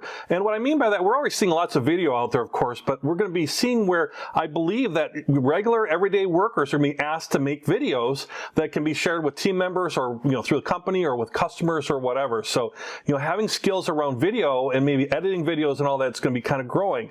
So there are ways that we can take ChatGPT, what it's good at, like maybe writing copy or creating a script for your video, and then using other AI systems systems to help us create these videos and edit these videos very simply and easily, and maybe even put in our voice and all that too. And I'm going to show you that here in a moment, how you could do this even today to kind of give you a future view of what this might look like. So let's take a look at that.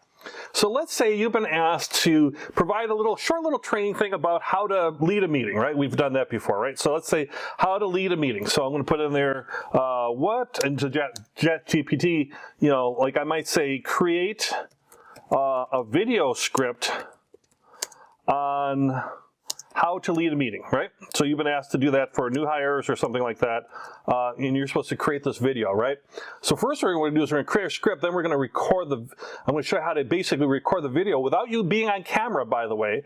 You don't have to be on camera for all this, and it's how we're going to use this by leveraging the AI. So first thing we're going to do is, get the content here, right?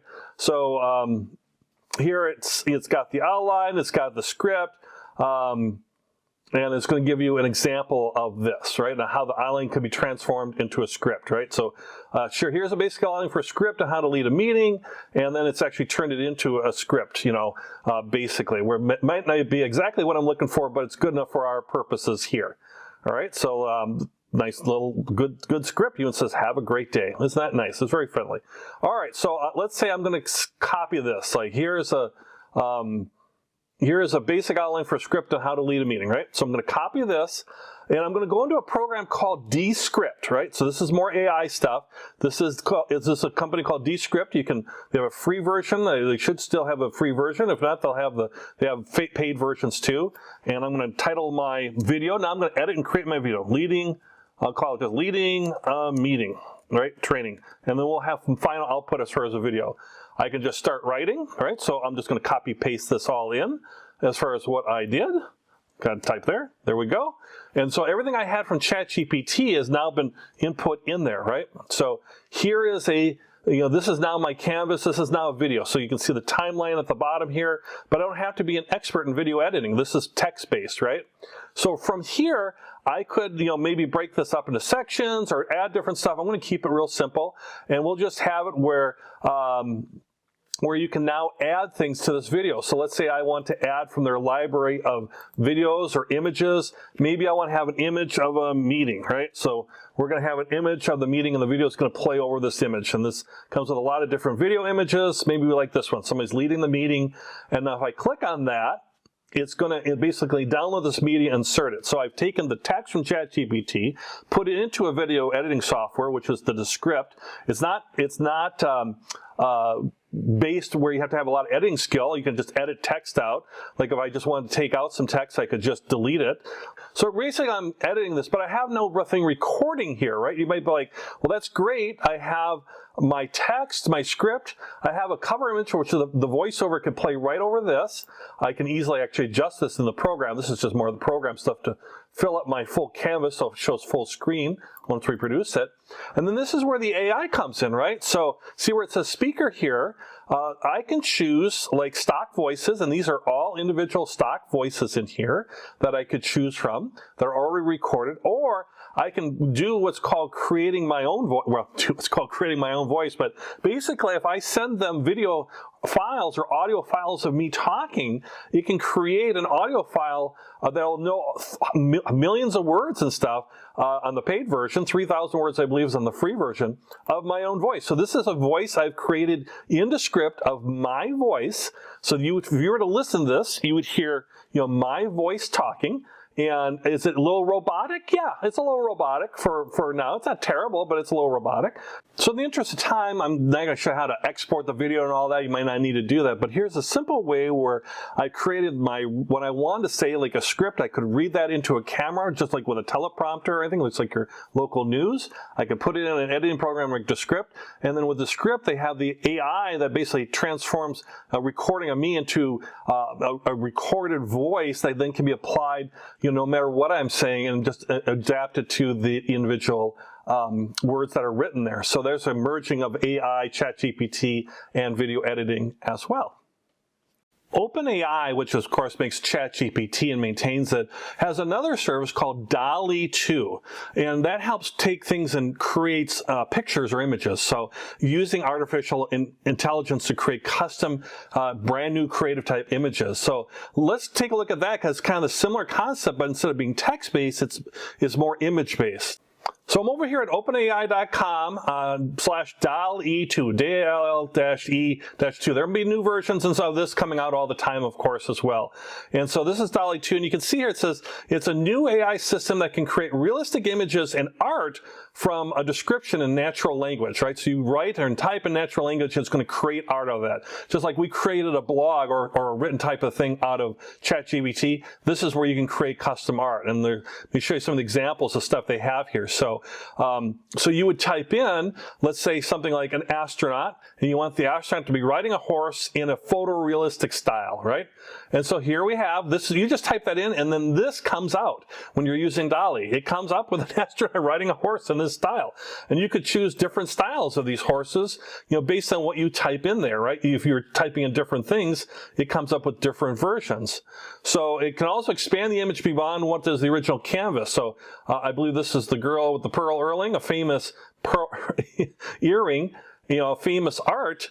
And it's expanding out further on the art to kind of build it all in. So it starts with like that close-up picture as the original and starts building it out a little bit to, if you wanted something that was more, built out, or like if the artist created a bigger picture, using that artificial intelligence. A little scary on that one for sure. It can make edits to existing images from natural language captioning and all that. So you can see here's number 1, and then this becomes this, right? So I'm selecting different things, and I might be editing it because I'm looking at different things. Like I wanted to add, by this, I want to add a pelican, right? I believe that's a pelican, right? And I could say I could see where I want it to be. I want the pelican here in that style. Do I want it here in the water here in a different style? See what's going on the right-hand side here? Or do I want it over here, over by the window, a couple of pelicans looking in? And it's editing and changing images based on that. Take an image and create different variations of it inspired by the original, right? So here's the original image, the girl with pearl earring, and then here's a variation of that image. And you can have it regenerate and try all sorts of different variations. Now, obviously, these aren't original works of art, but you get the idea. So how could you use that? Where you're using maybe artificial intelligence to do things like with a dog or logos or dinosaurs on planets. It's basically limited to your imagination what you could do with it, but it also can be really useful as far as maybe creating your own art for your own personal use, but also maybe something for a logo or something for a business or some type of art you might have in an office or whatever. We were creating this original art. So this is AI made original type stuff based on typing in the text or making the edits with the text to bring out what you want, right? That's back to the astronaut. Let's say if it was teddy bears and they're mixing chemicals. Let's say they're shopping for groceries, and instead of this style in ancient Egypt, right? So look at these bears, they're chopping something, or as a one-line drawing. So you could do it that way. So that's the idea of what DALL-E can do too. So it's really just an imagination of how you can use different things to create individual artwork, right? This is a crayon. Let's do underwater 1990s. There you go. They're working on AI there, the teddy bears. So that's the idea. Just more things that are coming around artificial intelligence, but you can use DALL-E 2 right now as far as with these images as well. And what you've been learning with this ChatGPT course, same concept, natural language, type in what you want, and it'll create the image for you. An interesting thought around ChatGPT, you might be thinking of this already yourself, is will ChatGPT and other AI systems replace Google in terms of search? And that's a great debate as far as whether that'll happen, but there's some things that Google search does well, better than ChatGPT, and there's some things that I think ChatGPT does better as well. So let's kind of compare the two real quickly so you get a feel for what system might work better than another for you. But it's an interesting thing. Here's an article I found interesting where Microsoft hopes OpenAI's Chatbot, which is ChatGPT, will make Bing smarter, their search engine, right? It's smart. ChatGPT's accuracy will be key to timing of any rollout. So you can see here's Microsoft getting involved in this right away, saying, how can we partner with ChatGPT to maybe make Bing better and lure people away from rival Google, as it says here. They're going to try to lure people away. So you can see some integration happening. But let's put the two to the test right now, and let's see what each does well. All right, so we got Google here, ChatGPT. Let the battle begin, right? So let's say I want to get pizza at a pizza place. There's several locations in Minneapolis, Minnesota, in the United States, called Punch Pizza, right? So I want to know, are they open and where are the locations, right? So if I put that into ChatGPT, I might say, where is Punch Pizza in Minneapolis? And let's see what it says, right? And you can see, I am sorry, but we're unable to browse the web and do not have information about specific businesses or their locations. They even tell you, try things like Google Maps or Yelp or something like that, right? Because they're not a web browser, they're not web crawling, they're taking data and all sorts of reams and tons of information that's in their database that they've been building. And you can see from the course how it's really able to answer almost everything, but it's not a web type thing, right? So let's say if I wanted to, where is Punch Pizza in Minneapolis? ChatGPT couldn't do it. Well, do you think Google could do it? Of course they can, right? So here's Google. You got the different locations, what time they close. This one's temporarily closed. This one closes at 9 p.m. This one 8:30. And as I go through, you can even see where they're located on the map here in Minneapolis, right?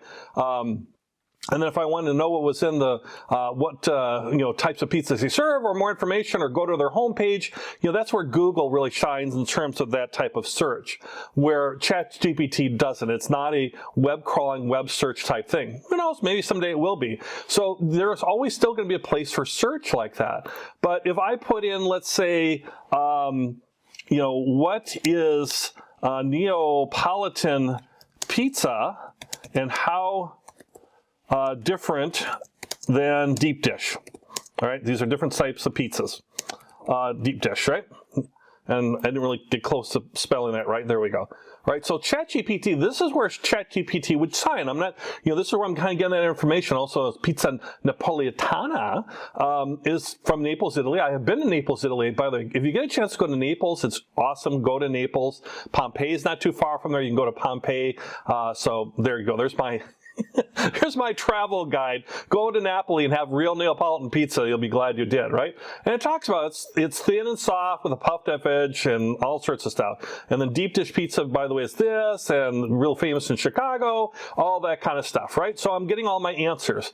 If I put that into Google and how different than and you can see it's still going, giving me more information. But let's just jump right to Google here, and we'll put that in. The same request, right? So I can find something like here's a nice site they'll tell me the difference, or at least give me a couple lines on it. I might have to search through it, but there's a little bit there. That's okay. What are the different pizza types? What's the best one? Well, now this is I'm going to have ads and that stuff, and here's quick links to a lot of different stuff, gluten-free pizza or whatever, right? So I can get at that information and might have to search a little bit. Now this was an easier search versus something like, write a web page for me or something.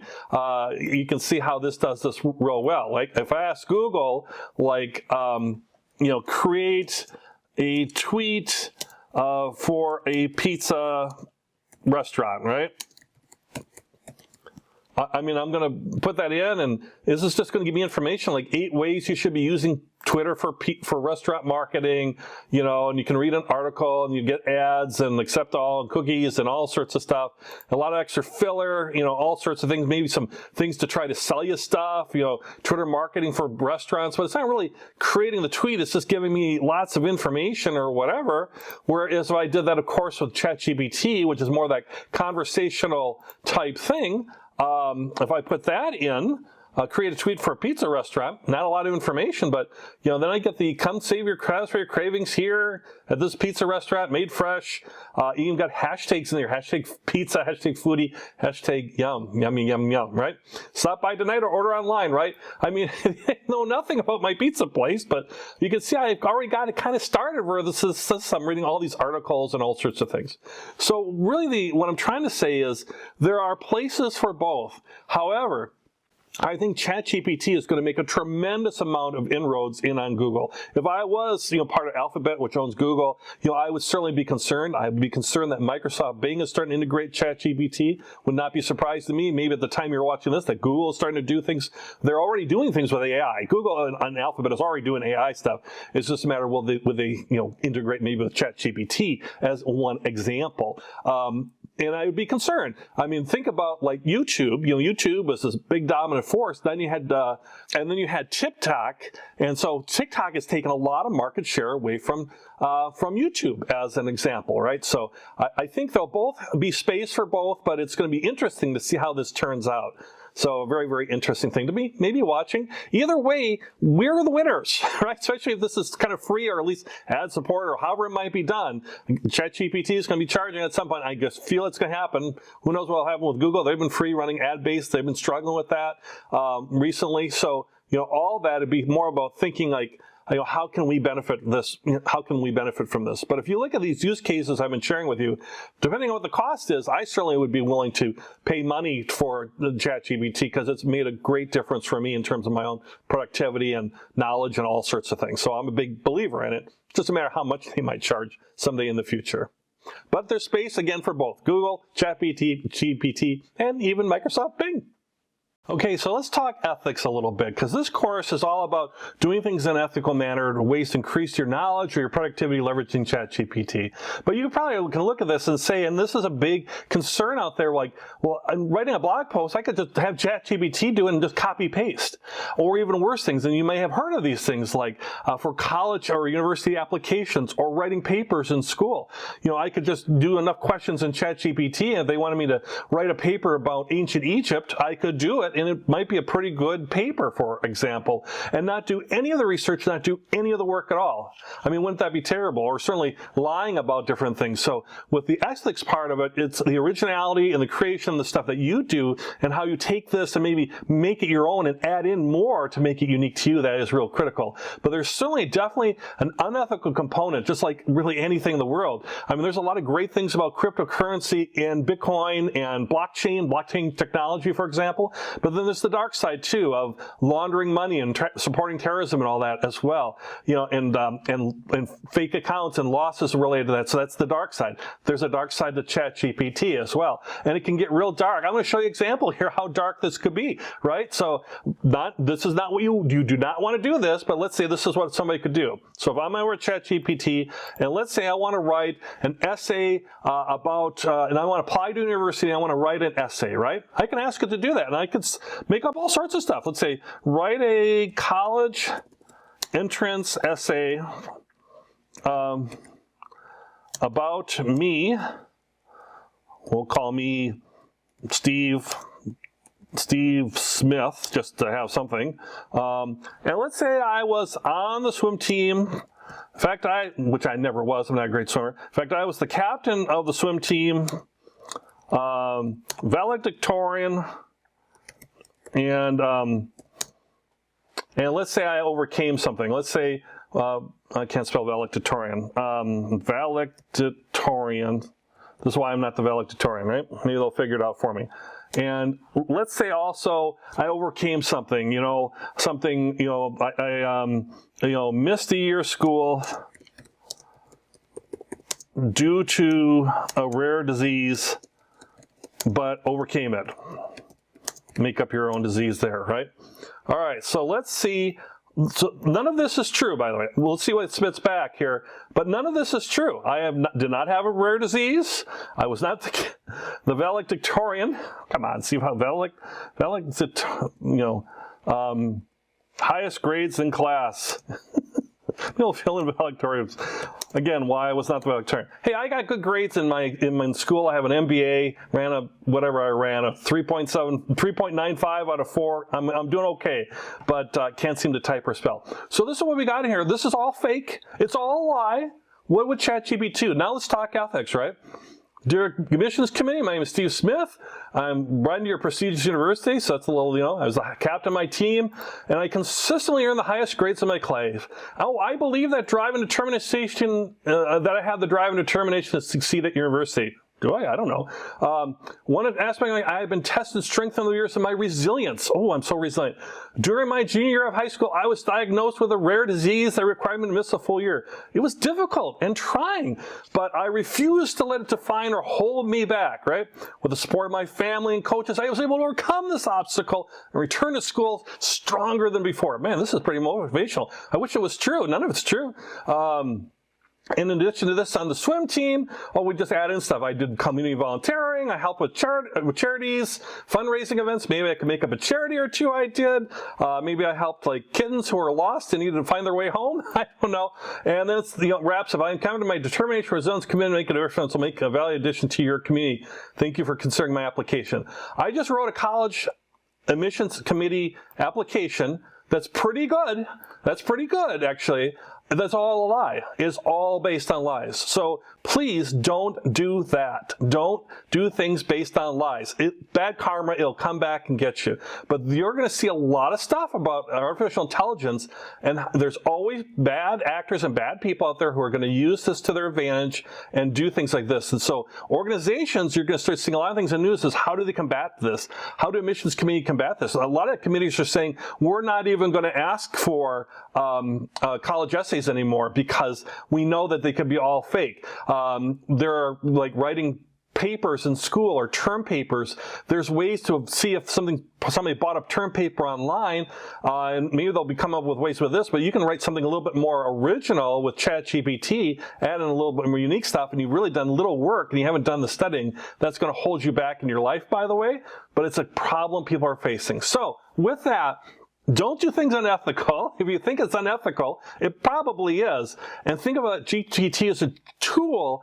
ChatGPT is a tool to help you succeed, to help you be your own unique and creative and great self, not a replacement to do, easy stuff by just copying and pasting. So that's my thoughts on ethics, but it will continue to be a big issue, I believe, with any type of artificial intelligence going forward. Certainly the ethics around that has many, many layers that we're going to start seeing around this. But use it in a way that is ethical and that works for you in a good manner.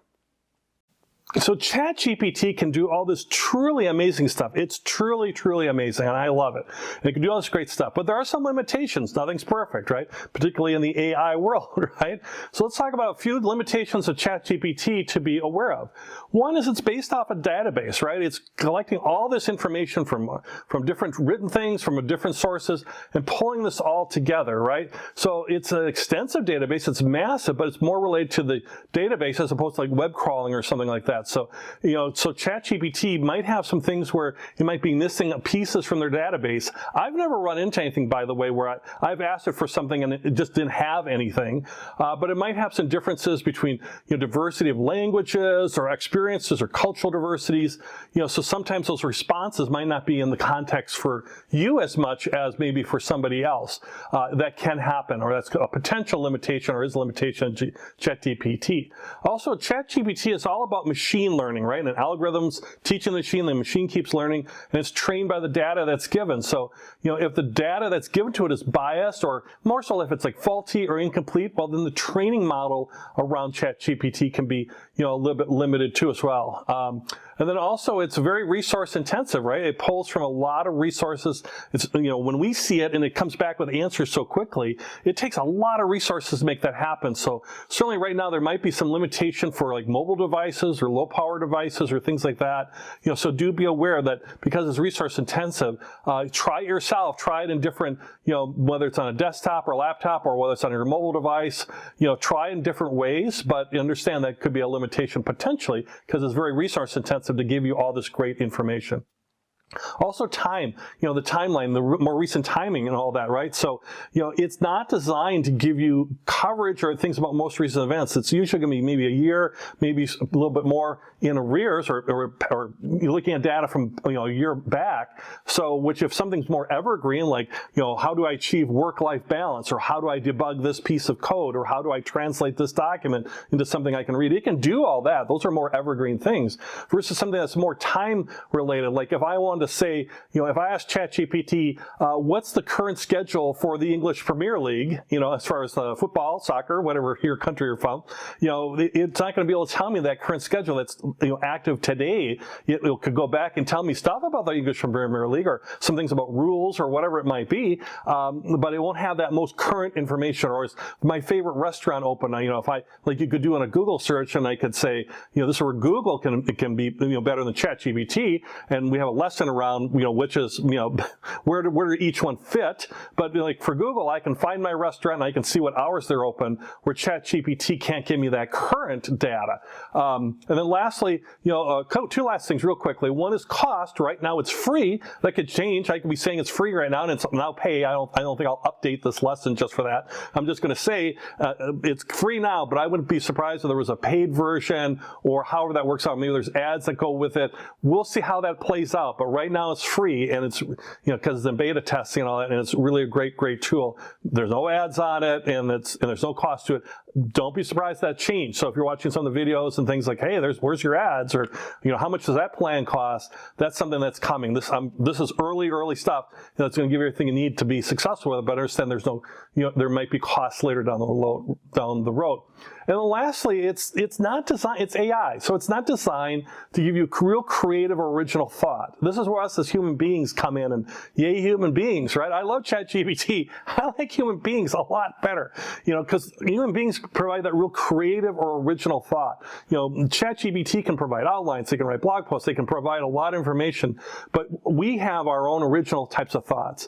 We could write a blog. ChatGPT could write a blog on work-life balance. It'd be a nice blog. You could put it up there with very little adjusting, though, how ethical is that? But you could do it. But making that blog better would be to include things like your personal experiences. How do you do meditation? Work-life balance, right? How do you protect your time or do meditation? If you believe in exercise, something like that, what type of exercise are you doing? That's all unique to you, where ChatGPT should say, you should meditate, maybe exercise, and protect your time, right? So understand that there's limitations of ChatGPT, but the only way to really discover the limitations is by using it, using yourself and using it the way that you want to use it as a unique human being, and seeing what it can do for you, and then also understand that our limitations and what it maybe cannot do for you. And it's kind of fun to play with in that way too, and really push it and see how far you can push it. So in addition to your work life, there's a lot of ways you can use ChatGPT in your personal life too, and some fun ways to do it. And we're going to look at a few of them here.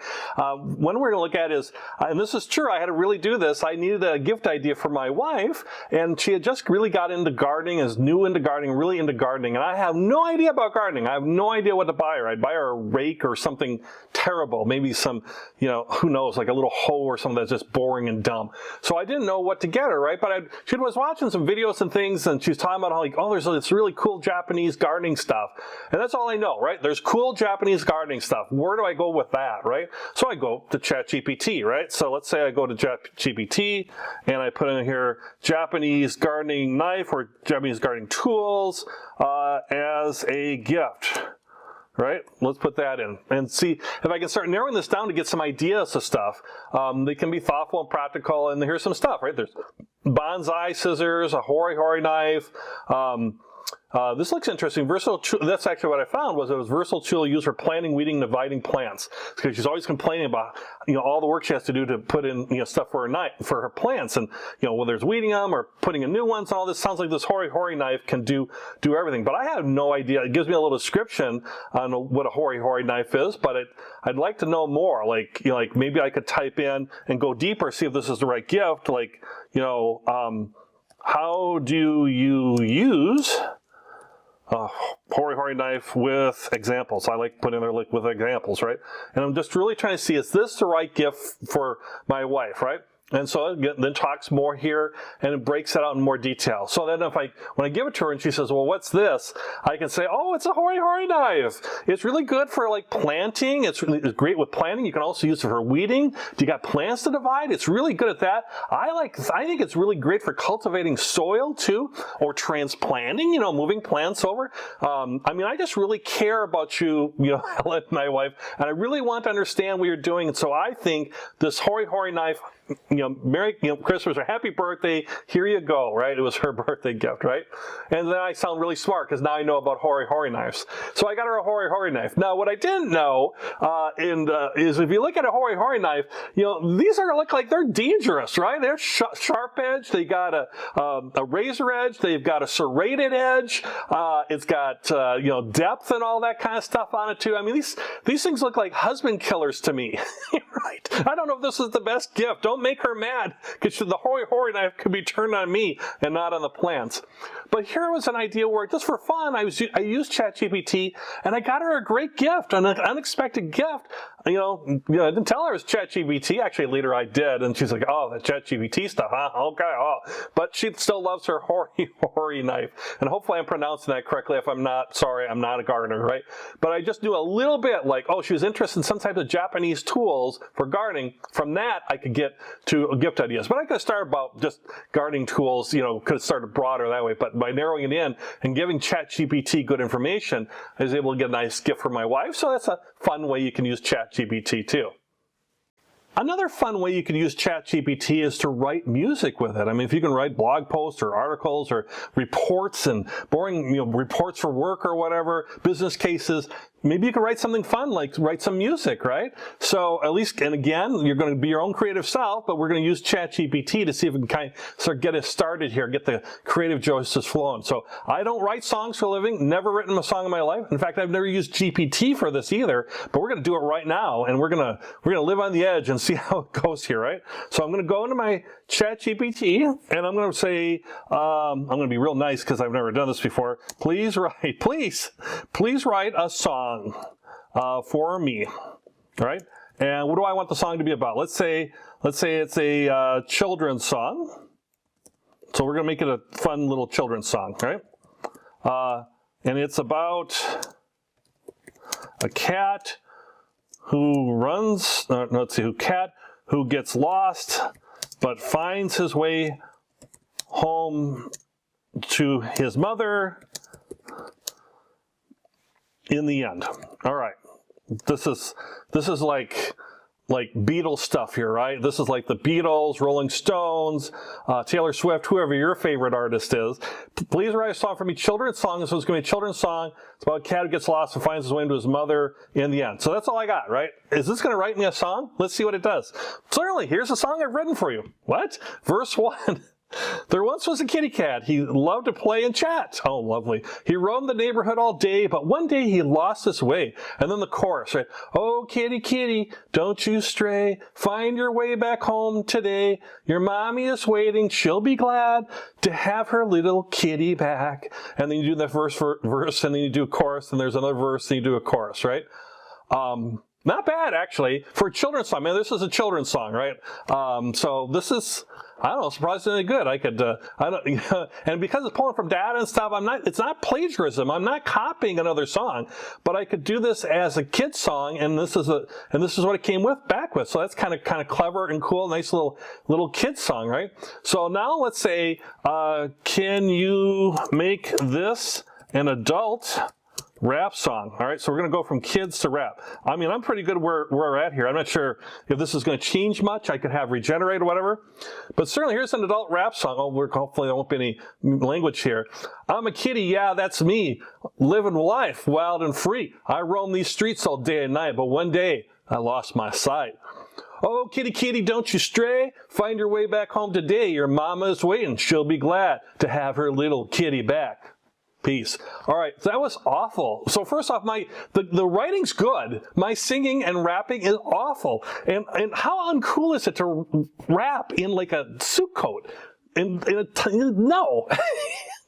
But either way, how is this going to change music? Are people going to be able to write lots of songs and really, maybe try to make this better? But right now, that looked pretty good, right? So, again, if you want to write like a little children's song, let's go back up here to our little kitty here. And maybe you want to write a little custom song for your little child and make it special for them. Maybe added things like the kitty cat's name is your own cat's name. We used to have a cat, his name was Angus. So maybe instead it says, there once was a kitty cat, once was a kitty cat named Angus. And the story is about Angus, our cat. and that might be really clever and cool for a little kid, right? And wouldn't that be fun? So that's a fun way that you can use ChatGPT to start generating ideas. If you were to ask me, like, write a song about a kitty cat who lost his way or got lost, it would take me a full days and days, and it'd be terrible, where this is something that's more rhythmical and right. So this is another interesting way for fun. You can play around and have fun with ChatGPT. I'm going to try another way that I've never tried before, which is you could do maybe poetry. For example, if I can write verse, if I can write text, maybe I could write poetry. I've never written poetry before. I'm terrible at it. Not a big fan either. But maybe let's say I want to write a nice poem for my wife as something clever I can give her on her birthday, along with her murderous, hoary knife that ChatGPT helped me to find or whatever. So let's write a poem here in ChatGPT just for fun. Some fun things you can do, and I could just say, write a poem, and my wife likes gardening, right? Write a poem about gardening. Let's say about the joys of gardening. Is there joys in gardening? I'm not a gardener. Seems like a lot of weed pulling. But joys of gardening, and then you could put in things like in the style of, let's say, of Emily Dickinson, right? The famous poet. I only know a couple. Emily Dickinson. All right. Okay. And now it's going to, look how fast it is. It's going to come back about the joys of gardening are many and true, a peace that comes from the earth and the dew, the feel of the soil between your fingertips, and so on, right? The scent of blooms. I mean, this is I would tell her, because I'm an honest person and I don't do unethical things.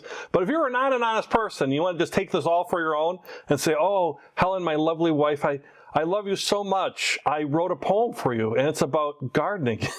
It's about the joys of gardening. But isn't that crazy where ChatGPT is not copying a poem from Emily Dickinson. It's not taking Emily Dickinson and plagiarizing it. It's in the style of Emily Dickinson, and it's about gardening, but it's not her actual work, so it's not plagiarism or anything. It is a unique piece of work done by artificial intelligence, and then you add more to it to make it truly unique and more human than that, right? So there, we just wrote a poem in the style of Emily Dickinson, right? So let's say, for fun, let's say we want to do the same thing, and because we have this chat now going on, we can just build on this. I don't have to start a new chat or anything. I'm going to say, in the style of, is it T.S. Eliot? Shows you what I know about poetry, right? So now we got the joys of gardening, vast and profound. So now we're taking a different thing. The sweat on the brow, the dirt on your hands. You see how the style is different, a little bit different in terms of style, both what's being said, but also how it's being said. So take up your tools and tend your plot and find the joy in simple things that cannot be bought. Oh my goodness. And if I do the same thing, let's do one more. Walt Whitman. And you guys can have your own fun with this. And it's the same thing. See how they're different, and you can regenerate this and try different things. There, I just wrote 3 poems about gardening with 3 different styles. And I've never written a poem before in my life, and they're not terrible. It is gardening, but it's not bad. I mean, it's not bad, and maybe I could pull from these 3, add my unique stuff, and maybe I could say, do I want to do this? Write a poem about gardening, and the gardener is my wife, and the gardener, let's get crazy, is my love, Helen. Her name is Helen, my lovely gardener wife, who is also an accountant. And yes, Helen is an older style name. She is not like 106 years old. Oh my goodness. Helen, my love, the gardener divine, her hand in the soil of beauty so fine. Wow. Now, again, you can, if you're a professional writer, if you're you major in poetry and all this, you can take a look at this and you can see whether this is any good. But boy, if I wrote this, Helen, my love, the gardener so true, her passion for life, a sight to view. Oh my gosh.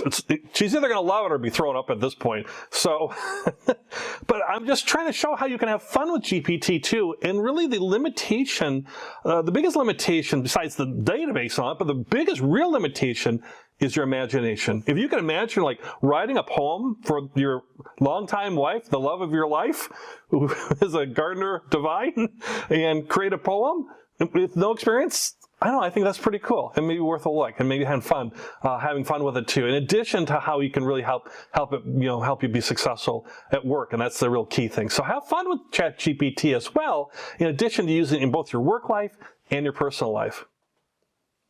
Congratulations, you completed the course. That's so great. That's so awesome. That's absolutely terrific. I hope you enjoy the course as much as I certainly enjoyed creating the course and all the things that we can do with ChatGPT. And so I'm going to leave you with 4 action steps that you can take right now to start implementing this right away, plus an extra step that I'd like you to take a look at as well. So the first step is just review the parts as needed. Was there a part of ChatGPT that really kind of caught your eye, or you want to review that part a little bit more? Go back and watch those specific lessons. Go ahead and review it as much as you need and take a look at those specific parts. Next is, well, certainly sign up for ChatGPT, right? Just go in, log in, sign up, and then play around with it. I've given you some ideas, I've given you some tips, some best practices, whether it's asking for more information, putting things in bullet points, whatever it might be. But go in and play around with it yourself. That's really the best way to learn and how it can really help you. And play around with it and try different things both in your work life and particularly your work life, as this course around your work life. But we've had some personal stuff too. We made some fun making music and poetry. We even got a nice little gift from my wife too, as we saw in the personal section. So play around with your own self and both your work and your personal life too as well. And then really start, take a moment, go get a cup of coffee, put the computer down, and then think about how ChatGPT can help you. Where can it maybe help you give you the biggest results, your biggest return on your investment of time? Develop a plan about what you might want to leverage with ChatGPT and how that can be part of your overall life plan, where it's part of your work plan or your life plan, whatever your plans are around that, and how it can maybe make an impact for you in work and your business, or if you've got a side gig, or maybe even in your personal life too. But really think about how it can help you. And then lastly, number 4, before the extra step, is do think about continuing your education. There's a lot going on with artificial intelligence, and it's going to keep evolving very quickly. So continue your education. I'm a big believer in continuing your education and continuously learning.